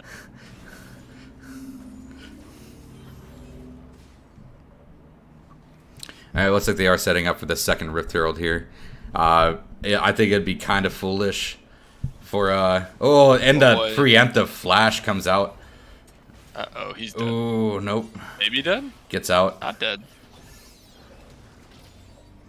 I think it would be Fiddlesticks is looking. See, I don't think Fiddlesticks should be in the front of the Rift like that. I think she should be like waiting somewhere, like with her ward. Well, I think the plan was to go in over that wall. Like she was sitting on over the whatever blue buff kind of pit wall right there, and looking to see if a fight broke out. And Bradley's just in the side wave here, and this is probably right there. This is oh my god, that was a really nice Leona ult. Yeah. Oh, and the sleepy bubble goes down onto Etrim. He does get chunked out, but he isn't able to. Oh, and the burn. Well, Dana gets it. Nicely done. I didn't think Nidalee was in range of that ulti. And this will probably be just buffer going down. Oh no. Not quite. Leona doing work, trying to save everyone. Yeah. Leona's a hero, man. Leona is a hero. And for everything that's been going on, like the gold lead isn't that substantial as I thought it would be. It's almost 6K. Yeah. Right. But I thought it would be before Apex gave up the. I thought it would be more than that, honestly. Yeah. Yeah, and, I mean, Jinx is holding on. For as bad as a start as she had, she's been able to like kind of stay up and farm, grab a couple kills. Malzahar scales well as well, so there's definitely some scaling hope for Ooh, STD. nice sleepy bubble coming out on the Mpex. He has to blow his cleanse. It might even be worth grabbing the QSS on Ezreal too. Yeah. So you just can't be hit by any of that shit. 'Cause, like, I think that's the only way that's the main way STD gets back in this game is these big picks, and if Ezreal just has 2 QSSs. Well, that's the thing is like if you're close enough, like Ezreal should not be in a position where you can just like ult him. You have to get in their Right. faces to ult him, and at that point, like that's the point you don't want to be with that CD's team comp. Yeah. Nice sidestep. This is looking Bradley's bad for Bradley. Nice flash coming out. The Leonard does come out the slow though. And Bradley's just sidestepping all of these Qs. And they blow so much to try and kill the That one went Aurelia. to Jinx as well. So Jinx is pretty fed here. Yeah, he's getting up there. The Rithio does The come down in Rithio. the mid lane, but they are opting in to just taking the dragon. Oh my Oh god! my god! That is so much damage! Ezreal's gonna try to hold off this Drake by himself. I wonder what Oh, I wonder what Dana's that's. gonna go night-night. I wonder what that Dana's gonna go serrated down. Dirk is going into. Oh, maybe not. Me too, actually. What can you build with that? I hope it's not Yumu's? Collector. It could be Yomu. I mean, Yomu's I think is the best. Yeah. Yeah, I'm not sure. Oh, I'm not Edge of Night. with 2 longswords? With 2 longswords? Oh my god, Mpex is playing just Dude, on the edges of edges, man. He's so fat he doesn't care. Yeah, I think Reese pointed out right. It's Edge of Night. Edge of Night makes by far the most sense here. Yeah. If it's anything else. And maybe the longswords are just for the going towards the Sereldos. Yeah, it could be. Yeah, I think yeah, definitely Edge of Night would be a good one. Get Edge of Night and a QSS. Just have all 3. Just make sure you never get locked down ever. Which is probably not a bad idea. I mean, look at all the magic damage they have. Jinx is the only so like QSS feels really good here, and so Yeah. does Edge of Night. Like they're just good. Does Mercurial still give lifesteal? no. No. No, I don't think so. It gives crit now. Ah, that's lame. A crit item. Yeah. Yeah, otherwise it'd be really good. Yeah, if it gave crit, lifesteal, attack damage, and the QSS, yeah, Right. that'd be kind of busted. Yeah. Just a little bit, just slightly. Small amount of busted. Yeah. Okay. So I would like to. Malzahar's farm up here. I would like to that see he- some like MR coming out of IOL here. I'm surprised that Me they haven't too. gotten any. Yeah, I think that honestly Set could build. Oh, it is Yumu's. Like really good. It is Yumu's. Wow. He just wants more damage, I guess. He wants to be able to move quick, and He doesn't want the safety trifecta that we were talking about. apparently not. No. He just wants to be able to move quick. And just dodge forehead, and then you don't have that. Yeah. Get that activatable? You're not gonna get hit by Leona's stun. Like what? Hold up. You want to go into the chat and ban that guy? Yeah, I will. Wait, you mean you don't want doghype.com give viewers something they've never seen before? Yeah, I want Cruel Magpie to be a part of this chat. Wait. Block. All right, so I think SCD are finally like coming to realize what their team con's all about. Like, just stand back, poke, don't give them any like way of engaging on you. But oh, okay. Except for Apex is blocking just up going the ham. pieces, holy Apex is shit! just going ham. Mpex, chill! Oh, nice spear coming out Dana there. And Bro, oh. I don't want to say that Mpex is trolling. Yeah. Hey man, it worked out. Hey, if you It worked find a good out. one. Yeah. That's a 0 for 3. That worked out. He should have died there. There's no reason why he should have No died there. troll, dude. That Yumu's, dude. That Yumu's. Saved him. No, he's so fast. I got Zoe's here though. Yeah, And this the- is like a premium setup for Zoe here. Just throw that poke in. Yep. Okay, though the trouble bubbles. Oh, Set kind of walked on it. That's So okay. that's That fine. is taken down. Yep. Seth's gonna chase down yeah. when he has the flash just to get away from the I think that was the right thing to do. Always preemptively flash. The gold lead is at 9K now. I like to post-emptively flash. I like the flash before I'm even in trouble. I like the flash of hope. Like I'm clearly dead, ignites ticking, and then I just flash. Reese, you cannot say that was a good play. You know that was a misstep.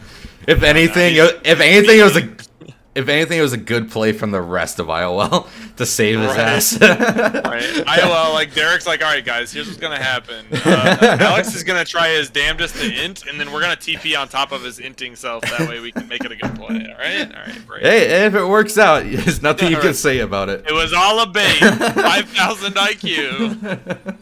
Yeah, just throw our 7-1 Ezreal in there. They'll chase him. Oh, you're damn right they will. That guy's got a stack of money attached to his head. Oh, Nidalee Spear. I can't see if that landed or not. I think it hit a minion. You know, for being 8-1, you'd think he'd have a higher shutdown. Well, yeah, it's almost like at 7-0 he ran it. Oh yeah, he was 7-0, wasn't he? When he got Yeah. when he got taken. That's right. Yeah, it was 1,000 gold shutdown.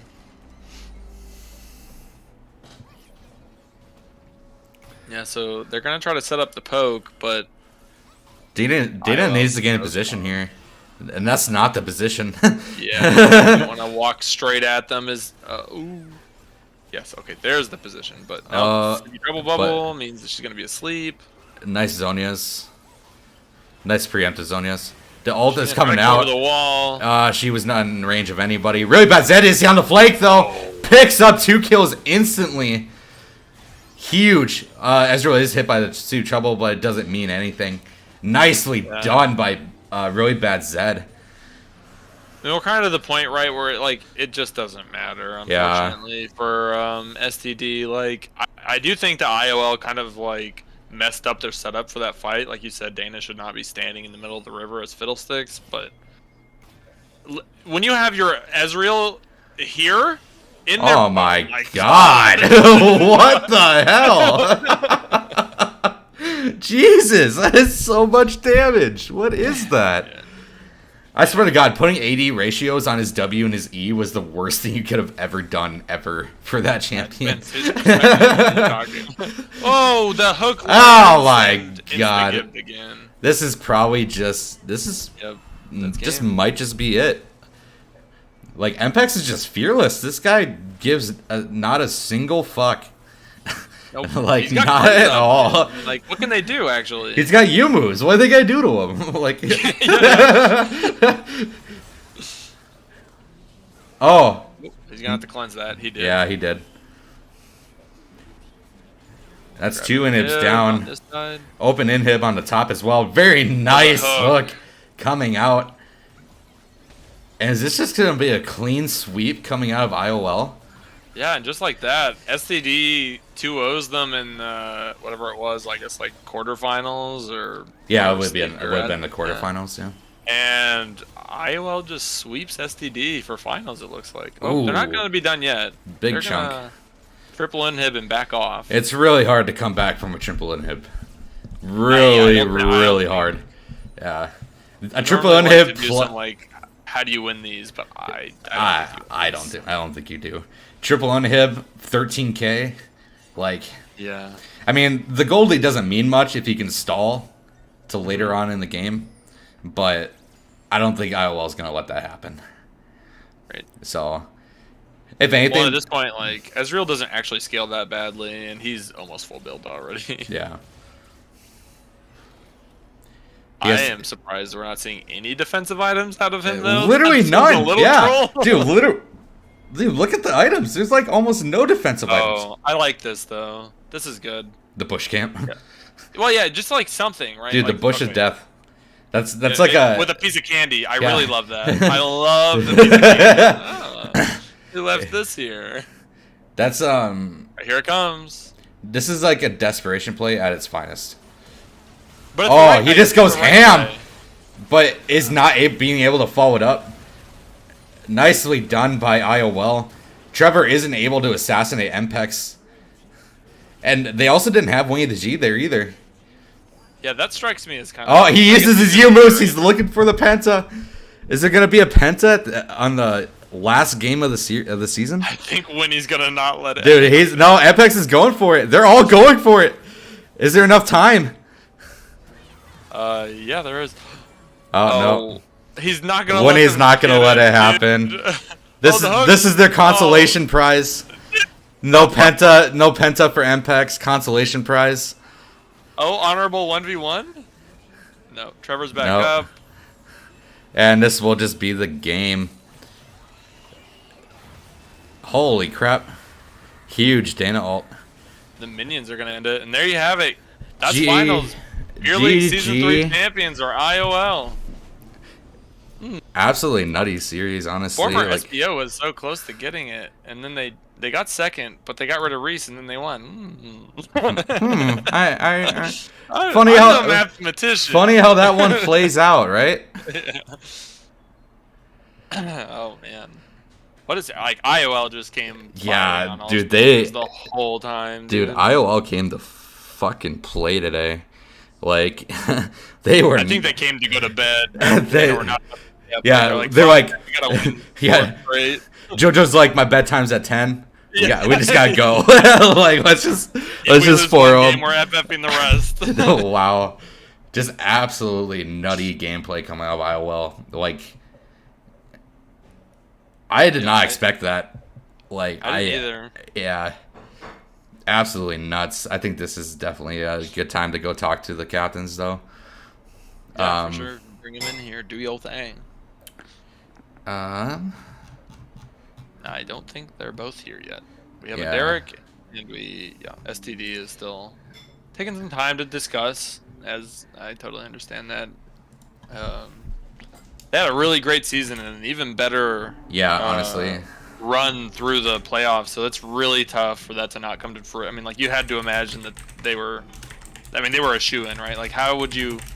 I wasn't going to bet against them. I certainly would have bet on STD at the beginning of the series just because, they beat IOL pretty convincingly last time they met, and then now they have a one-game advantage. So Yeah, not exactly something I was expecting to happen. I was expecting this to be a really long night. I thought it was going to go to Game 7. Yeah. I thought I was going to be up at 11:30 still casting. I mean, it still was, right? As it turns out, doing a best of 7 with one game advantage is still a minimum of 4 games. Yeah, it's still 4 games. So, no, I was, God, that was an absolute shocker, actually. Like, I'm just, I'm kind of speechless. I don't know what to say. I really don't. X is a beast. Yeah, Mpex is a beast, man. Holy moly! I'm not quite sure how he walked around with the balls those sizes. Yeah, dude, he crap, he was. Into us, and I was like, no way. Arcane Shift and Flash. I was like, dude, he was just so deep. Dude, the balls on that guy, like, Jesus Christ. Yeah, for real. Well, guys, good series. Was really fun to cast. Anything you guys want to say at all? How do you guys think it went? Like, anything? Yeah, Impex had a really great series. Zaya, that lethality Zaya build becoming meta like the week before finals was really good for us. I remember just seeing that Zaya ult over that river wall and oh my god, like about half health, half the team just by just the feathers going out, not even coming back. Yeah, dude, it was absolutely nuts. Sorry, continue.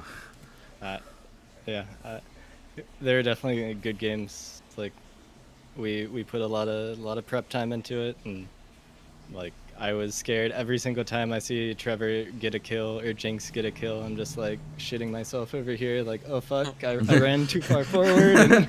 And that could be it. But big props to Impex and everybody else in the team as well for holding the fort down. Yeah, you guys played an amazing series. We got absolutely dumpstered. Kind of felt like last season. We got 3-0'd by AAR in our last playoff game. But yeah, I don't know. You guys just cleaned it up a lot. Usually we can take advantage of certain things, but really everyone played a pretty good series. I mean, Apex was 1v9ing. I think Yeah. honestly every single game he played well, and then Bradley had some good games as well. But yeah, props Apex. He is. That's a nasty combo to go against. You know, it's hard to go against Yeah. both of those players. You know.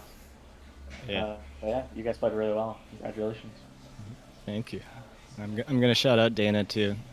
Yeah, she struggled a bit with the smites in the first game, but she really pulled it back. Like that first game, she got a couple of really good ones. Yay, Dana.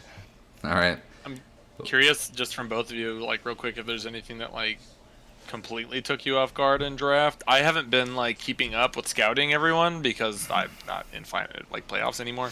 So I like kind of dropped the ball on scouting, but you know, was anything like completely out of the blue for either team where it was like, oh my god, I can't believe they just picked blah, or not really? Not really for us. I mean, you know, I play with Bradley all the time, so Sure, so you I kind of just know what's going on. know with it. everything he's gonna pick. yeah. And I'm pretty Sure. just familiar with their team, so I mean, I don't think Yeah. really anything took us off surprise, but it's just one of those things. It's, you know, you got to pick who you want to fight your battle against, and Yeah. Yeah. for sure. sadly today we did not pick well. I was surprised you guys didn't pull out like the Master Yi Tarek at any point. That's something Yeah. that I'm always like I play against you guys. I'm like, all right, I'm gonna ban all this normal shit, but then there's like just this Yeah. outside chance. It was definitely talked about a lot in the comms, but Okay. I don't know. People just wanted to go more normal stuff, so. But I mean, I would have loved to play it, but you know, that's why we kept liking blue, like because we were gonna want like or 4 or 5 Master Yi Tarek. Yeah. I think 2 games, but it just didn't turn out Didn't out look into like that. it. Yeah. Yeah. So my question is about the first game. Did you guys purposely leave Kazakhs open? STD? What do you mean? Knowing that like for- knowing that IOL was first pick and they didn't ban it themselves. Yeah, I mean, it's just not really something that we think is bannable. I mean, and also it's not really like a Dana, like, okay, like it's open, like we're insta locking it. I mean, a lot of their series it's open and they just don't pick it. So Okay, that's fair. yeah, I wouldn't say it's bannable. I was gonna say, I guess you haven't played against yourself, but when you play Kazakhs, you make it look bannable. So, Yeah, I appreciate it. Yeah, didn't get any Kazakhs for Diana. That's all right though. Yeah, it Well- felt good. It was just not. well, when you have the kind of showings that you do on those champions, kind of gotta expect not to be able to play them. Yeah, that's a good point. Getting one shot by the Diana, 4 of us in a team fight or something is never fun. All You right. guys definitely played it well. Yeah. We kind of thought you would like just pick Echo almost every game, so we were a little surprised. Like we I thought thought the so Vi too. was a possibility, but Yeah, I mean, the reason why we picked the Mumu and Vi is because, I mean, looking back on it, you know, I don't know if it was the right move, but especially like the first game, you know, we saw Zaya, and it's like, well, I'm not going to be tired, you know, diving as Zaya as an Echo. You can just ult over me. So I was just kind of playing Peel Duty for our Jinx. Yeah. Or that was at least the thought of it going into it. But, you know, you guys just outplayed us bot lane, so we never really... We had a lead, I think it was game 3 or something, or game 4, something like that. game Uh, 3. The Lucian Yeah, game, you but- guys had a lead. Yeah, but Yeah. other than that, it didn't really allow us to play like that Peel comp. So then after we lost the first 2, we were like, all right, we're putting, you know, me back onto damage, and we'll just see what happens. Fair enough. Well, congratulations over the IOL, our season 3 champions. Thank you guys for playing. It was really fun Yeah, to watch. thanks for casting. I know that was a long series. to cast. I thoroughly enjoyed it, and I would do it again. Yeah, they were great games. Yeah.